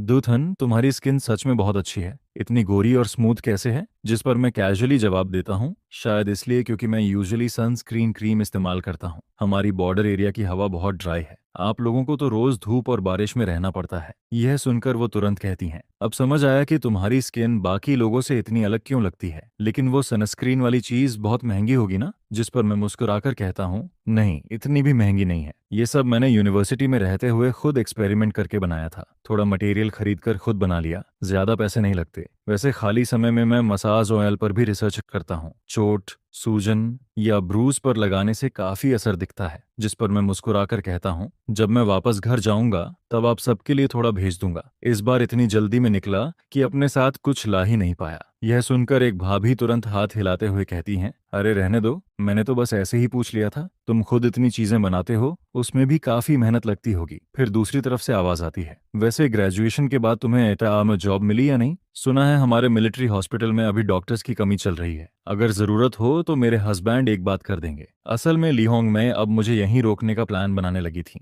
पहले इंसान को रोक लो, बाकी बातें बाद में देखी जाएंगी। जिस पर मैं आराम से जवाब देता हूँ, अभी इतनी जल्दी नहीं है, मैंने अभी अभी ग्रेजुएशन खत्म किया है। अगर जॉब करनी होगी तो यूनिवर्सिटी के टीचर्स खुद रिकमेंड कर देंगे। वैसे भी मैं 1-2 महीने आराम करना चाहता हूँ। इतने साल यूनिवर्सिटी में पढ़ते पढ़ते मेरा दिमाग सच में थक गया है। ये नॉर्मल टायर्डनेस वाली बात नहीं है। अगर स्कॉलरशिप की जरूरत नहीं होती तो मैं तो बस आराम से जिंदगी बिताना चाहता था। इसके बाद मैं हल्का हंसते हुए कहता हूँ, इन सालों में मैं उन क्लासमेट्स जैसा कभी नहीं बन पाया जिनके पास मेडिकल टैलेंट था। मुझे हमेशा दूसरों से 3-4 गुना ज्यादा मेहनत करनी पड़ती थी, तब जाकर मैं टॉप स्टूडेंट्स में खड़ा हो पाता था। सच में जान निकल जाती थी। जिस पर मुझे अपने टीचर्स याद आने लगते हैं। वो लोग हमेशा यही सोचते थे कि मैं मेडिसिन फील्ड को लेकर बहुत पैशनेट हूँ। हर बार मुझे देखकर उनकी आंखों में सेटिस्फैक्शन दिखाई देता था। लेकिन क्या मैं जाकर उन्हें ये कहता कि मैं सिर्फ पैसे के लिए पढ़ रहा हूँ, या इसलिए क्योंकि स्कॉलरशिप मिलने से आधी से ज्यादा फीस माफ हो जाती थी? इसी वजह से टीचर्स हमेशा मुझे मेहनती, डेडिकेटेड और रिस्पॉन्सिबल स्टूडेंट समझते रहे। उन्हें लगता था कि मैं फ्यूचर का प्रॉमिसिंग डॉक्टर हूँ। सच में कितना खूबसूरत मिसअंडरस्टैंडिंग था। यह सुनकर एक आदमी तुरंत बोलता है, ऐसे कैसे चलेगा? जॉब ढूंढने में सावधानी रखनी चाहिए। अच्छी पोजीशंस देर करोगे तो दूसरे लोग ले जाएंगे। हमारे मिलिट्री हॉस्पिटल में काम करना सबसे अच्छा रहेगा। बॉर्डर एरिया में एक्स्ट्रा अलाउंस भी मिलता है। लेकिन मेरी सोच इन लोगों जैसी नहीं थी। मुझे जॉब के लिए कोई जल्दी नहीं थी। आखिर अभी मेरे पास पैसों की कमी भी तो नहीं थी। सिर्फ मेरे बनाए सनस्क्रीन और मेडिसिनल ऑनेल ही बहुत तेजी से बिक रहे थे। गांव लौटने से पहले मैं एक बड़ा बैच बनाकर आया था और किन्ह थी वाले रिच यंग मास्टर दोस्त से बेचने के लिए कह दिया था। पिछले 4 सालों में मैं 10,000 युआन से ज्यादा बचा चुका था। इस दौर में 10,000 युआन कोई छोटी रकम नहीं थी। अभी ज्यादातर लोगों की सैलरी सिर्फ कुछ दर्जन युआन ही होती थी। तभी किसी ने मुझे चुप देखकर कहा,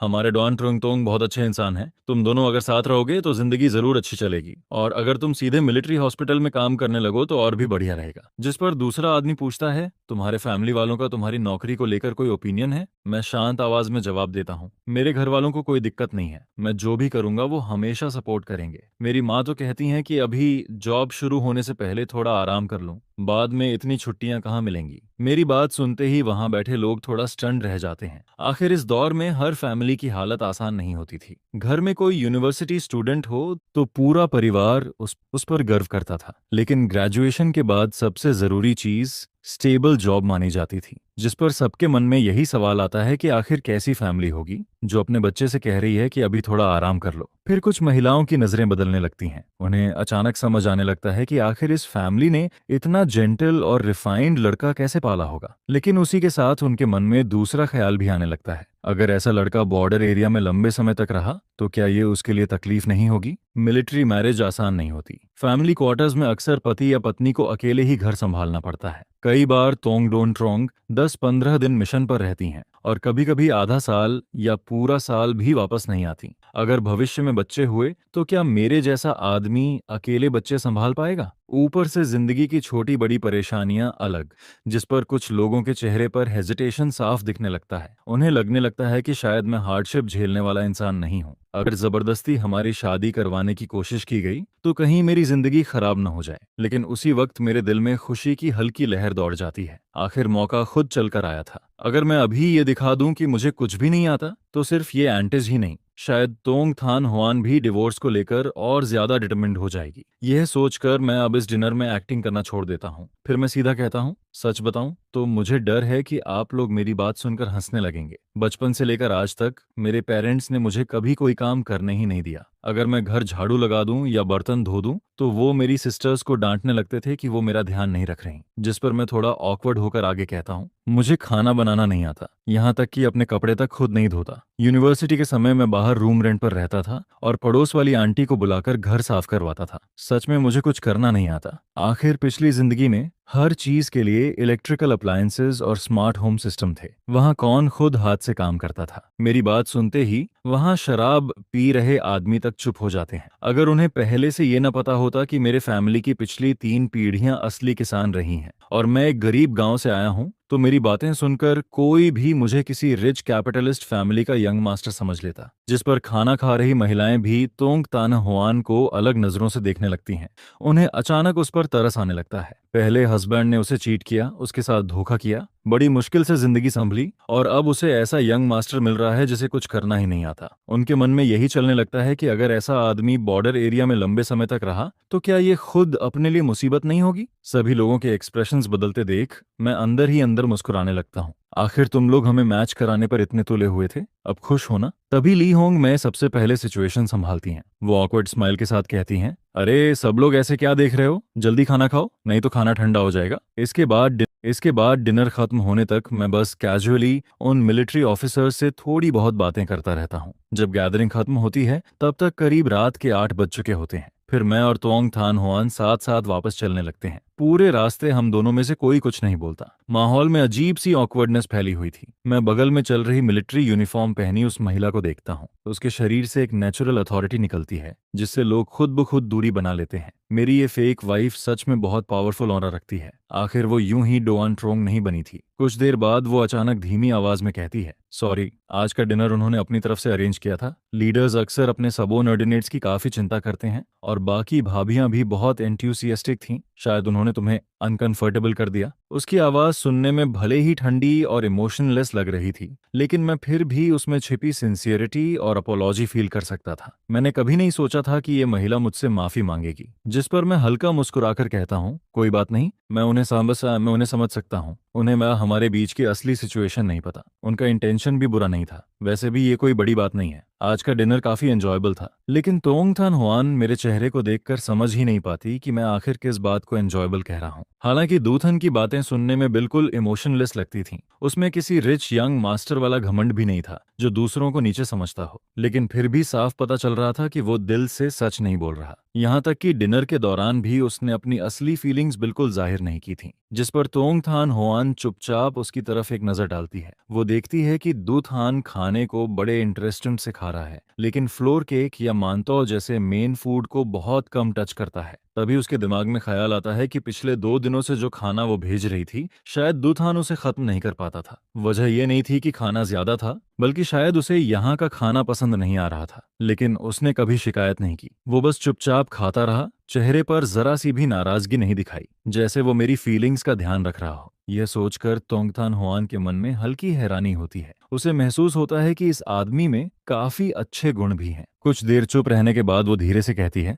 तुम पहले डोरमेट्री वापस चले जाओ, मैं किसी को भेजकर बाकी सामान पहुंचवा दूंगी। फिर थोड़ी देर रुककर आगे कहती है, मैं तुम्हारे लिए स्टोव भी जला दूंगी, तुम्हें बस हनीकॉम्ब कोल बदलना याद रखना है, आग बुझने मत देना। वैसे तुम्हें कोल बदलना आता है ना? जिस पर मैं तुरंत मन ही मन सोचने लगता हूँ, भले ही मुझे हाउसवर्क की आदत ना हो, लेकिन इसका मतलब ये थोड़ी है कि मुझे बेसिक कॉमन सेंस भी नहीं आता। पोर्क ना खाया हो तो कम से कम पिग को दौड़ते हुए तो देखा ही होगा। अगर कोल तक बदलना ना आता हो तो ये तो मुझे बहुत अंडर एस्टिमेट करना हुआ। जिस पर मैं हल्की मुस्कान के साथ जवाब देता हूँ, बिल्कुल आता है। डॉन ट्रुंग तोंग भी ना कितना मजाक करती हैं, ये तो 3 साल का बच्चा भी कर लेता है। इतना कहते हुए मेरे होंठों पर हल्की शरारती स्माइल आ जाती है, जिस पर वो फिर पूछती है, और स्टोव जलाना? मैं तुरंत जवाब देता हूँ, वो भी आता है। फिर वो धीरे से कहती है, तुम्हारे चेंज वाले कपड़े भी मैं धो दूंगी। इन कुछ दिनों के लिए खुद धोने की जरूरत नहीं है। अगर सच में मुश्किल हुई तो मैं किसी आंटी को बुला दूंगी मदद के लिए। यह सुनते ही मैं तुरंत घबरा जाता हूँ। नहीं, बिल्कुल नहीं, कपड़े मैं खुद धो लूंगा, मैं खुद कर सकता हूँ।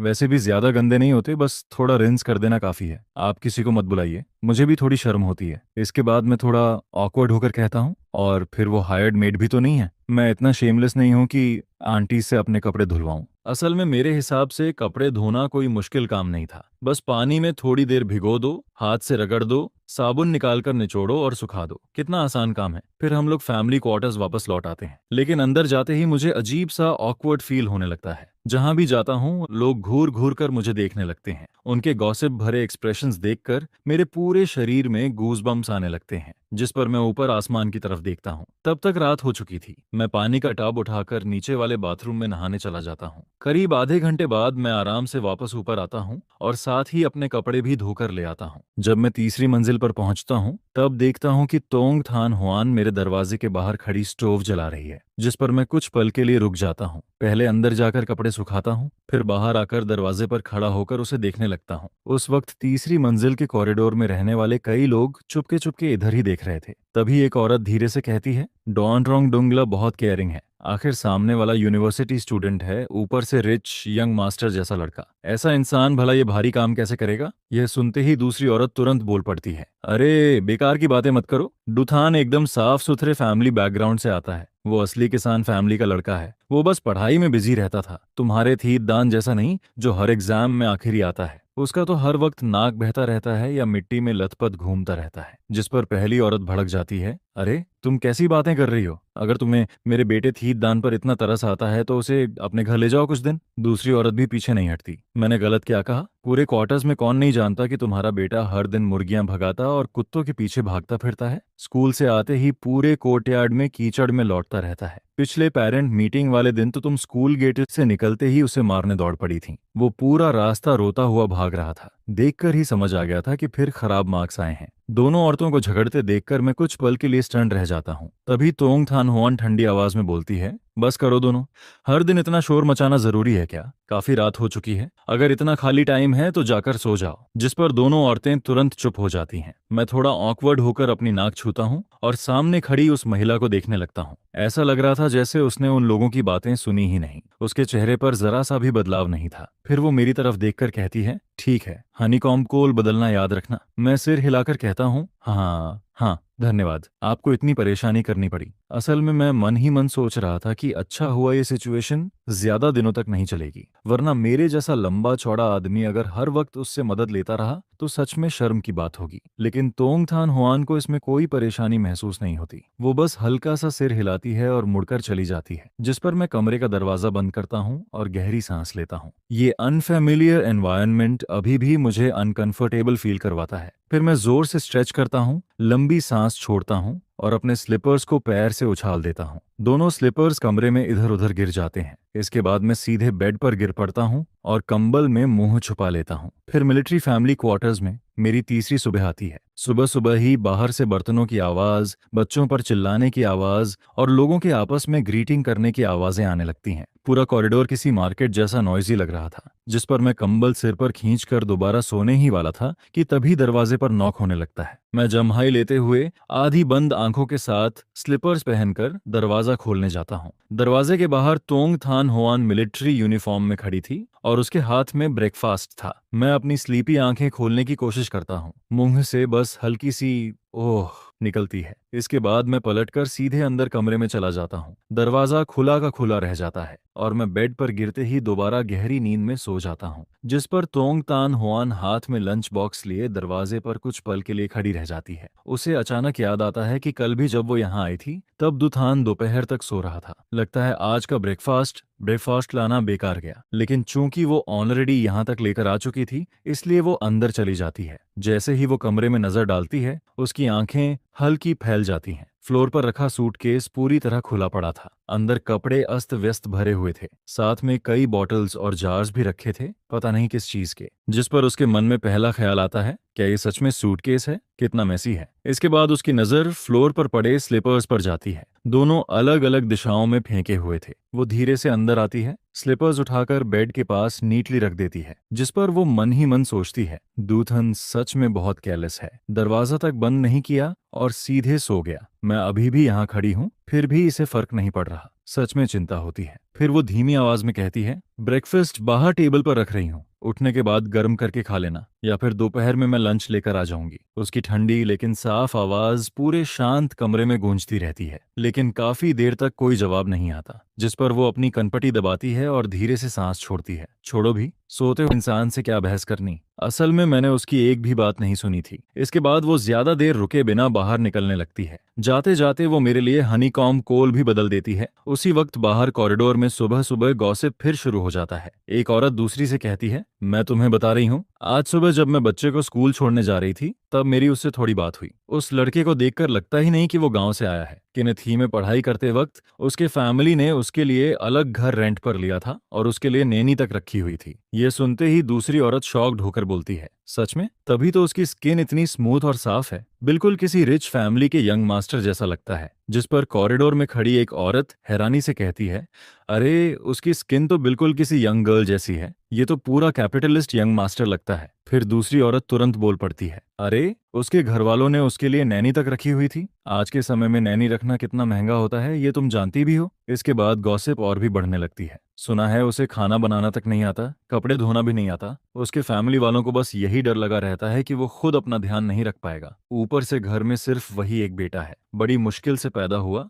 फिर इतना पढ़ लिख भी गया। अगर तोंग थान होआन हर 10-15 दिन मिशन पर बाहर रहेगी तो घर लौटकर पैर रखने की भी जगह नहीं बचेगी। जिस पर दूसरी औरत धीरे से हंसते हुए कहती है, लेकिन लड़का बहुत हैंडसम है, बस उसे देखते रहो तो भी आंखों को आराम मिलता है। बस दिक्कत यही है कि उसे कोई काम नहीं आता। और फिर देखते ही देखते मेरे बारे में गॉसिप पूरे क्वार्टर्स में और तेजी से फैलने लगती है। हर किसी के वर्जन में नई नई बातें जुड़ती जा रही थीं। उधर इन सब बातों से बेखबर मैं अभी भी गहरी नींद में पड़ा हुआ था। जब मेरी आंख खुलती है तब तक सुबह के 11 बज चुके होते हैं। हमेशा की तरह मैं आलस में पानी का बेसिन उठाता हूँ, अपने टॉयलेटरीज लेकर बाहर वॉश एरिया की तरफ निकल जाता हूँ। रास्ते में कई लोग मुझे अजीब नजरों से देखते हैं। पहले से भी ज्यादा वियर्ड एक्सप्रेशंस थे उनके चेहरों पर, लेकिन मैं ज्यादा ध्यान नहीं देता। जो भी मुझे देखता मैं बस हल्का मुस्कुरा देता। फिर मन ही मन सोचता हूँ, आखिर सब लोग मुझे ऐसे क्यों देख रहे हैं? कितना अजीब है। अच्छा हुआ मुझे सोशल एंजाइटी जैसी कोई बीमारी नहीं है, वरना मैं तो यहाँ टेक ही नहीं पाता। इसके बाद मैं मुंह धोकर वापस कमरे में आता हूँ।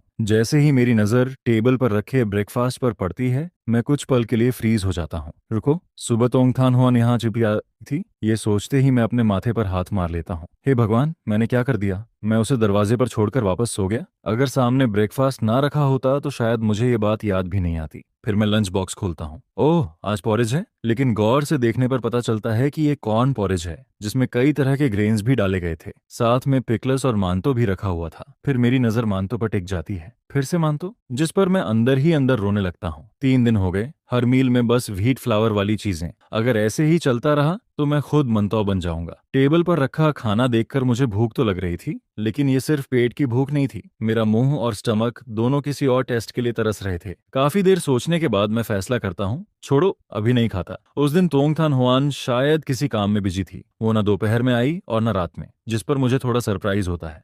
लेकिन फिर मैं खुद को समझाता हूँ, वो खाना लेकर आती थी, ये उसकी काइंडनेस थी। अगर नहीं आई तो उसमें भी कुछ गलत नहीं है। आखिर मैं यहाँ पिछले कई दिनों से फ्री में रह रहा हूँ, फ्री का खाना खा रहा हूँ, इतना ही काफी है। दोपहर में मैं सुबह वाला पॉरेज दोबारा गर्म करता हूँ। थोड़ा बहुत खाकर कमरे में खाली बैठा रह जाता हूँ। ना फोन था, ना टीवी, ना दोस्त और ना कोई किताब। मुझे कोई एंटरटेनमेंट ही नहीं मिल रहा था। हालांकि मुझे इस दुनिया में आए काफी समय हो चुका था और मैं धीरे धीरे एडजस्ट भी हो गया था, लेकिन इतनी बोरिंग जिंदगी फिर भी अनबियरेबल लगती थी, जिस पर मैं पूरे दिन कमरे में बैठकर लाइफ के बारे में सोचता रहता हूँ। एक कदम भी बाहर निकलने का मन नहीं करता। कभी बेड पर लेट जाता, कभी पानी पीता, कभी फिर से सो जाता। और फिर रात के करीब 12 बजे, जब मैं आधी नींद में था, तभी बाहर से अचानक एक आदमी की जोरदार चिल्लाने की आवाज आती है। उसके साथ ही किसी औरत की गालियां भी गूंजने लगती हैं, जिस पर मैं तुरंत घबराकर उठ बैठता हूँ। पहले तो मुझे लगता है कि शायद सपना देख रहा हूँ, लेकिन बाहर का शोर लगातार बढ़ता ही जा रहा था। मैं पूरी तरह जाग जाता हूँ और दरवाजा खोल देता हूँ। तीसरी मंजिल के कॉरिडोर में पहले से ही ढेर सारे लोग तमाशा देखने खड़े थे।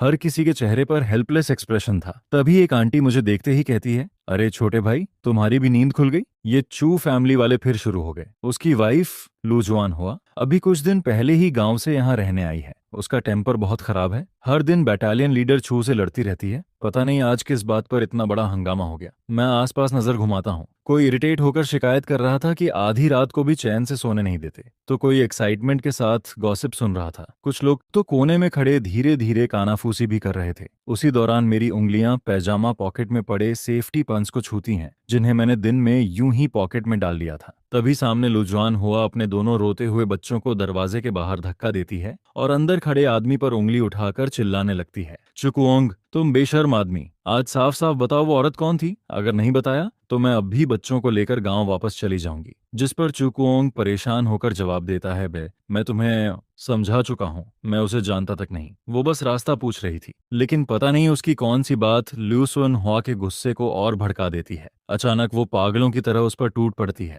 उसके नाखून सीधे चूचुंग के चेहरे पर चल जाते हैं, जिस पर चूचुंग दर्द से पीछे हटता है और रिफ्लेक्स में हाथ घुमा देता है। गलती से उसका हाथ ल्यूसन हुआ पर पड़ जाता है और बस इसके बाद सिचुएशन पूरी तरह एक्सप्लोड हो जाती है। तुम किसी दूसरी औरत की वजह से मुझे मार रहे हो? दिन में उस औरत के सामने हंस रहे थे और अब मुझे शर्मनाक बता रहे हो? चुकुओंग, आज मैं तुम्हें छोड़ूंगी नहीं। इसके बाद वो उस पर टूट पड़ती है। मुक्के, लातें, थप्पड़, जो हाथ आता उससे मारने लगती है। चुकुओंग भी गुस्से में आ जाता है, लेकिन अब कोई भी उन्हें अलग नहीं कर पा रहा था, जिस पर आसपास के लोग घबराकर बीच बचाव करने दौड़ते हैं। लेकिन किसी ने नहीं सोचा था कि गांव की औरत लूजवान हुआ की ताकत इतनी ज्यादा होगी। पूरा कॉरिडोर केओस से भर जाता है। मैं उन दोनों को देखता हूँ। उनकी लड़ाई हर सेकंड और वायलेंट होती जा रही थी।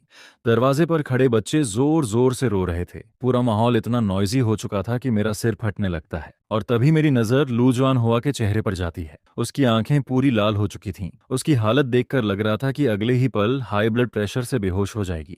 यह सोचते ही मैं पॉकेट से सेफ्टी पिन निकालता हूँ और उसे सीधा कर देता हूँ। फिर तेजी से आगे बढ़ता हूँ, एक हाथ से उसके कंधे पकड़कर पीछे खींचता हूँ, जिस पर वो लड़खड़ाकर एक कदम पीछे हटती है और दोनों कुछ पल के लिए अलग हो जाते हैं। उसी मौके का फायदा उठाकर मैं अपने हाथ की पिन उसके अपर बॉडी के प्रेशर पॉइंट्स पर चुभा देता हूँ। तुरंत उसके पूरे शरीर में झुरझुरी दौड़ जाती है, उसके शरीर की ताकत जैसे निकलने लगती है, जिस पर मैं दूसरी बार भी पिन चुभाता हूँ। इस बार उसके चेहरे का गुस्सा धीरे धीरे ढीला पड़ने लगता है, उसकी आंखें सुस्त होने लगती हैं। मैं समझ जाता हूँ कि ये नॉर्मल रिएक्शन है। बहुत ज्यादा गुस्से के बाद जब शरीर अचानक रिलैक्स होता है तो अक्सर ऐसा होता है। फिर मैं उसे सहारा देकर कमरे के अंदर सोफा पर बैठा देता हूँ। उसकी आंखें नींद से बंद होने लगती हैं। मैंने इतना जल्दी मूव किया था कि पूरा मामला कुछ ही सेकंड्स में खत्म हो गया, जिस पर पीछे खड़े सारे लोग शौक में मुंह खोले मुझे देखने लगते हैं। अभी हुआ क्या? डॉन ट्रुंग टोंग के हस्बैंड ने अभी क्या किया? ये कैसे पॉसिबल है? उधर उसी समय टोंग थान हुआन अभी अभी मिशन से वापस लौटी थी। अचानक उसे याद आता है कि आज वो डू थान को खाना देना भूल गई, जिस पर वो मन ही मन सोचती है क्या उसने खुद जाकर कैंटीन से खाना लिया होगा।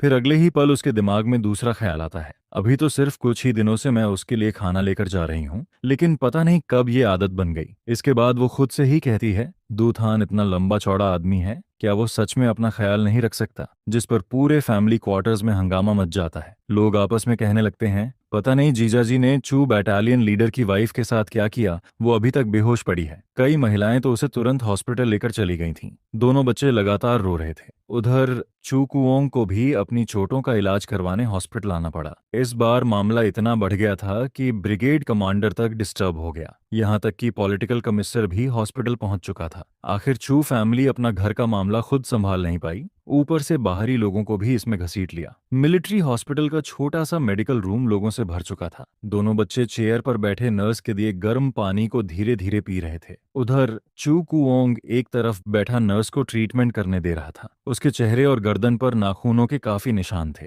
जैसे ही डिसइंफेक्टेंट लगाया जाता, वो दर्द से चुपचाप अपनी मुट्ठियां भींच लेता। उधर लू जुआन हुआ अभी भी बेड पर बेहोश पड़ी थी। जब चूचोंग देखता है कि इतने सारे लीडर्स और नेबर्स अभी तक वहीं खड़े हैं, तो वो सिर झुकाकर खड़ा रह जाता है। उसके मुंह से एक शब्द तक नहीं निकलता। उधर मैं वॉल के सहारे खड़ा था, दोनों हाथ पजामा की पॉकेट्स में डाले हुए। चेहरे पर हल्की सी केयरलेस स्माइल थी, लेकिन मेरी आंखें काफी गहरी और पढ़ पाना मुश्किल लग रही थीं। तभी किसी की आवाज आती है, डॉन ट्रुंगटोंग आ गई, जिस पर मैं पलट कर देखता हूँ। तोंग थान हुआन जल्दी जल्दी अंदर आती दिखाई देती है। उसके बाल अभी भी थोड़े गीले थे। साफ समझ आ रहा था कि वो अभी कुछ देर पहले ही नहाकर निकली है। उसके पूरे शरीर से एक लेजी लेकिन बेहद अट्रैक्टिव ऑरा निकल रहा था, और इन सारी एंट्स के बीच खड़ी वो और भी ज्यादा खूबसूरत लग रही थी। जैसे ही उसकी नजर मुझ पर पड़ती है, वो तुरंत मेरी तरफ बढ़ती है। क्या हुआ? लेकिन अगले ही पल वो जल्दी से पूछती है, तुम्हें कहीं चोट तो नहीं लगी? मैं उसके चेहरे को देखता हूँ। उसकी आंखों में साफ चिंता और दर्द दिखाई दे रहा था।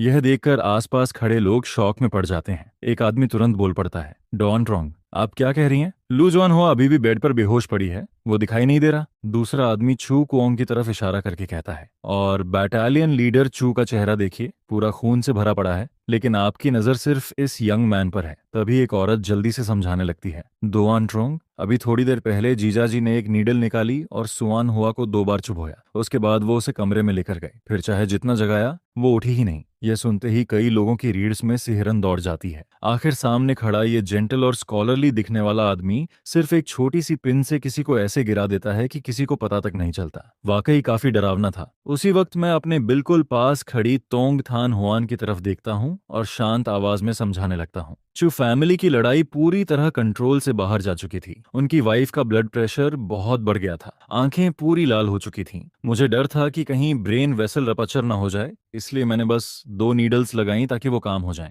थोड़ा सोलेंगी, फिर ठीक हो जाएंगी। मेरी गहरी और काम आवाज पूरे कमरे में फैल जाती है, जिस पर वहां मौजूद लोग एक दूसरे को हैरानी से देखने लगते हैं। उसी समय ब्रिगेड कमांडर झांग होंगवू और उनकी वाइफ ली होंग मैं भी अंदर आ जाते हैं। झांग होंगवू तुरंत चू कुओंग की तरफ देखकर बोलते हैं, फिर से तुम्हारे घर का मामला? इस बार अब क्या हुआ? चू कुओंग बेबस चेहरे के साथ कहता है, मैं क्या करूं सर, वो हर बात पर शक करती रहती है। आज बस एक लड़की ने मुझसे रास्ता पूछा था, हमने कुल 2 बातें की होंगी, लेकिन उसने उसी बात पर हंगामा शुरू कर दिया कि मेरा अफेयर चल रहा है। जिस पर ली होंग मैं धीरे से समझाती हैं, शून हुआ इतनी दूर गांव से यहाँ तुम्हारे साथ रहने आई है, उसके लिए भी ये सब आसान नहीं है, तुम्हें थोड़ा पेशेंस रखना चाहिए। तभी डॉक्टर बेड की तरफ देखकर बोलता है, ब्रिगेड कमांडर, जैसा इस यंग मैन ने कहा था वैसा ही है। लू जुआन हुआ बस गहरी नींद में गई है, थोड़ी देर में उठ जाएगी। वैसे उसका ब्लड प्रेशर काफी हाई है, आगे से ध्यान रखना होगा कि वो ज्यादा इमोशनल ना हो। ये सुनते ही आसपास खड़े लोग फिर से शॉक्ड हो जाते हैं। सिर्फ 2 नीडल लगाकर किसी को सुला दिया, ऊपर से उसने सिर्फ देखकर ही हाई ब्लड प्रेशर तक पहचान लिया। ये तो बहुत अमेजिंग है। जिस पर सब लोग मुझे एडमिरेशन भरी नजरों से देखने लगते हैं और मैं बस हल्के से ठुड्डी ऊपर उठाकर खड़ा रहता हूँ। आखिर मजाक थोड़ी है। मैंने 3 साल की उम्र से ट्रेडिशनल चाइनीज मेडिसिन सीखी थी। ऐसे छोटे प्रेशर पॉइंट संभालना मेरे लिए तो बच्चों का खेल था। जब सबको समझ आ जाता है कि अब कोई खतरा नहीं है तो धीरे धीरे लोग वापस जाने लगते हैं। तब तक रात के 2 बज चुके थे। जैसे ही मैं हॉस्पिटल से बाहर निकलता हूँ, एक ठंडी हवा सीधे शरीर से टकराती है। मैं सिर्फ पतले पैजामेज में था, इसलिए तुरंत अपने दोनों हाथ रगड़ने लगता हूँ, जिस पर तोंग थान हुआन अपने हाथ में पकड़ी बड़ी मिलिट्री कोट मेरी तरफ बढ़ा देती है। मैं कुछ पल के लिए सरप्राइज्ड होकर कोट को देखता हूँ। सोचता हूँ ये कोट अचानक कहाँ से आ गया। फिर वो धीरे से कहती है, तुमने बहुत कम कपड़े पहने हैं, ये मैंने ड्यूटी डॉक्टर से बोरो किया है, कल वापस कर देना। मैं कोट लेकर पहन लेता हूँ। स्ट्रीट लाइट की हल्की रोशनी उसके चेहरे पर पड़ रही थी। उस रोशनी में तोंगथन हुआन का नॉर्मली कोल्ड चेहरा भी थोड़ा सॉफ्ट और जेंटल लगने लगता है, जिस पर मैं मुस्कुराकर कहता हूँ, धन्यवाद। मन ही मन मुझे महसूस होता है कि ये फेक वाइफ सच में काफी केयरिंग है। मिलिट्री हॉस्पिटल से क्वार्टर्स तक पैदल जाने में अभी थोड़ा रास्ता बाकी था। रात की घटना के बाद हम दोनों में से किसी को भी नींद नहीं आ रही थी। तभी तोंगथान हुआन धीरे से कहती है, अनथान, थोड़ा बात करें।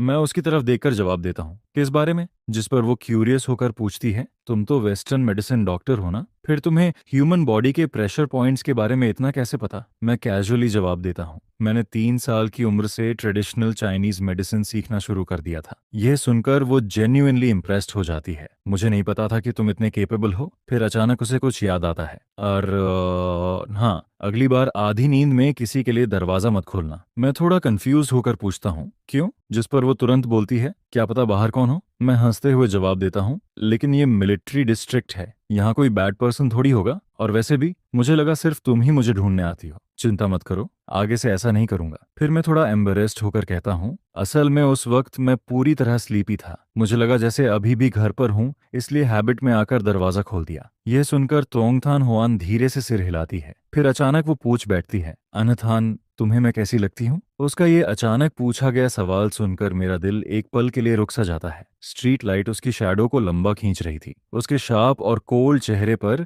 रात की हल्की रोशनी पड़ रही थी, जिससे वो और भी अलग लग रही थी। मैं थोड़ा सिर खुजलाकर जवाब देता हूँ, सच कहूँ, तुम बहुत अच्छी इंसान हो, ऑनेस्ट हो, केयरिंग हो, बहुत रिस्पॉन्सिबल हो। तुम एक बेहतरीन डोंट रॉन्ग हो और एक अच्छी कॉमरेड भी। लेकिन बोलते ही मुझे पछतावा होने लगता है। मैंने आखिर कॉमरेड क्यों बोल दिया? आखिर अभी हम दोनों लीगली हस्बैंड वाइफ थे, भले ही ये शादी गलती से हुई हो। पूरे रास्ते मैं उसके बारे में सोचने लगता हूँ। उसने मेरे लिए रहने की जगह अरेंज की, कोट दिया, स्टोव जलाया, हर दिन खाना लेकर आई, जबकि मैं लगातार उससे डिवोर्स मांगता रहा। अगर कोई दूसरा इंसान होता तो शायद कब का गुस्सा हो चुका होता। आखिर कोई हजारों किलोमीटर दूर सिर्फ डिवोर्स मांगने पहुंचे तो कौन नॉर्मल रह पाएगा? लेकिन तोंगथान हुआन ने कभी मुझ पर गुस्सा नहीं किया, जिस पर मैं मन ही मन स्वीकार करता हूँ। वो सच में बहुत अच्छी है, लेकिन ये शादी शुरू से ही एक मिस्टेक थी। मैं उसे हर्ट नहीं करना चाहता और ना ही किसी फेक रिलेशनशिप में जीना चाहता हूँ। बचपन से ही मुझे मेरे परिवार ने बहुत लाड प्यार से पाला था, जिस वजह से मैं कभी भी मुश्किलें सह नहीं पाया था और ना ही बॉर्डर एरिया में रहने के लिए फिट था। मैं हमेशा कैपिटल वापस जाकर अपना करियर बनाना चाहता था और एक शांत जिंदगी जीना चाहता था। मुझे पता था कि डिवोर्स रिपोर्ट को लेकर मैं पहले ही जल्दी मचा चुका था, जिस पर अगले 2 दिनों में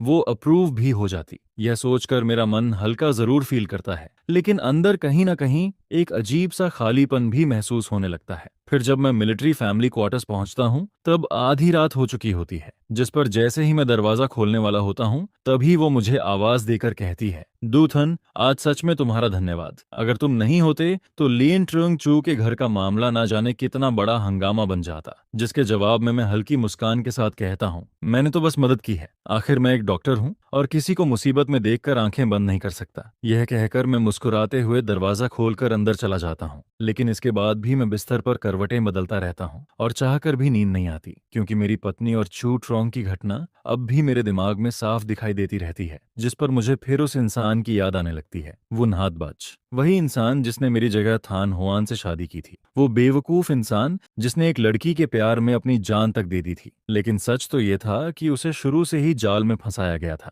जिस लड़की को उसने बचाया था, आखिर में वही उसकी जिंदगी बर्बाद कर देती है। और ये बात मैं कभी भूल नहीं पाया, जिस पर मैं मन ही मन सोचता हूँ कि यह कर्ज ऐसे खत्म नहीं हो सकता, क्योंकि मिलिट्री मैरिज को तोड़ना खुद एक क्राइम होता है। उस औरत ने सिर्फ वो नहातबाज की जिंदगी बर्बाद नहीं की थी, बल्कि थान हुआन की रेपुटेशन और फ्यूचर को भी लगभग खत्म कर दिया था। इसलिए मैं उसे आराम से जेल में रहने नहीं दे सकता था। अगली सुबह मैं जल्दी उठकर सीधे लुटरोंग के पास पहुंचता हूं और उसे सारी बात बताता हूं, जिस पर वो गंभीर होकर पूछता है, मतलब वो एजुकेटेड लड़की शुरू से ही वो नहातबाज को बहकाकर उसके पैसे ऐंठना चाहती थी और आखिर में उसे सुसाइड करने पर मजबूर कर दिया। जिसके जवाब में मैं कहता हूं, हाँ, क्योंकि वो गांव की मुश्किल जिंदगी नहीं सह पाई, इसलिए उसने वो नहातबाज को अपना लॉन्गर टर्म सहारा बना लिया था। वो हमेशा उसकी बातों में फंसा रहता था। लेकिन अब चाहे वो नहातबाज इस दुनिया में नहीं रहा, फिर भी उसे मिलिट्री मैरिज तोड़ने की सजा जरूर मिलनी चाहिए। यह सुनकर ल्यू ट्रोंग तुरंत पुराने केस की जांच दोबारा शुरू करवा देता है।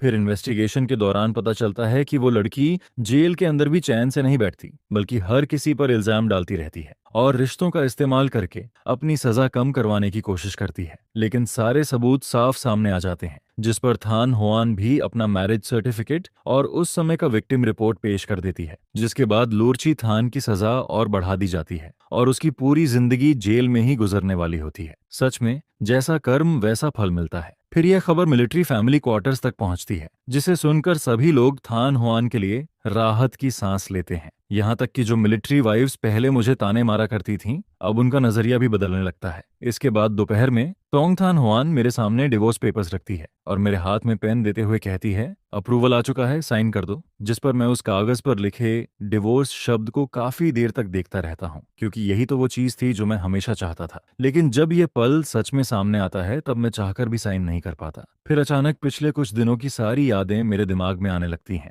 डेजर्ट के बीच पहली बार वो मेरी गार्ड डाउन करवाती है, फिर ट्रक में चुपचाप ड्राइव करती रहती है ताकि मैं आराम से सो सकूं। लेट नाइट में वो बिना कुछ बोले मेरा बचा हुआ खाना खा लेती है। वो मेरे लिए स्टोव जलाती है, मेरे स्लीपर्स उठाकर रखती है। उसने कभी भी मुझ पर अपनी इच्छा नहीं थोपी, बल्कि हमेशा मेरी सोच और आदतों की रिस्पेक्ट की। यहाँ तक कि मुझे नूडल्स पसंद नहीं है और पब्लिक बाथरूम यूज करना अच्छा नहीं लगता, ये सब बातें भी वो चुपचाप याद रखती है। जिस पर आखिर में मैं उसकी तरफ देखकर कहता हूँ, थान हुआन, क्या हम डिवोर्स ना करें? यह सुनकर वो चौंक जाती है। तुम क्या कह रहे हो? जिसके जवाब में मैं धीरे से कहता हूँ, हम डिवोर्स नहीं करेंगे। पहले मैं सिर्फ अपनी आरामदायक जिंदगी के बारे में सोचता था और मुझे ये समझ ही नहीं आया कि मेरे पास कितनी अच्छी इंसान है। तुम सच में बहुत अच्छी हो और तुम्हें प्यार और सम्मान मिलना चाहिए। शायद यह गलत मैरिज सर्टिफिकेट कोई गलती नहीं था, बल्कि भगवान का दिया हुआ गिफ्ट था। फिर वो धीरे से कहती है, लेकिन तुम्हें तो मुश्किलें पसंद नहीं थी, तुम तो कैपिटल वापस जाना चाहते थे। यहाँ बॉर्डर एरिया में कुछ भी नहीं है और मैं भी अक्सर मिशंस पर चली जाती हूँ, कई कई महीनों तक वापस नहीं आ पाती। जिस पर मैं उसकी आंखों में देखकर कहता हूँ, मैं सीख सकता हूँ, मैं खाना बनाना सीखूंगा, कपड़े धोना सीखूंगा, कोयल स्टोव बदलना भी सीख लूंगा। मैं मिलिट्री हॉस्पिटल में डॉक्टर बनकर ज्यादा लोगों की मदद करूंगा और जब तुम मिशन से वापस आओगी, तब मैं तुम्हारे लिए सूप बनाऊंगा। चाहे कितनी भी मुश्किलें आए मैं सब सह लूंगा,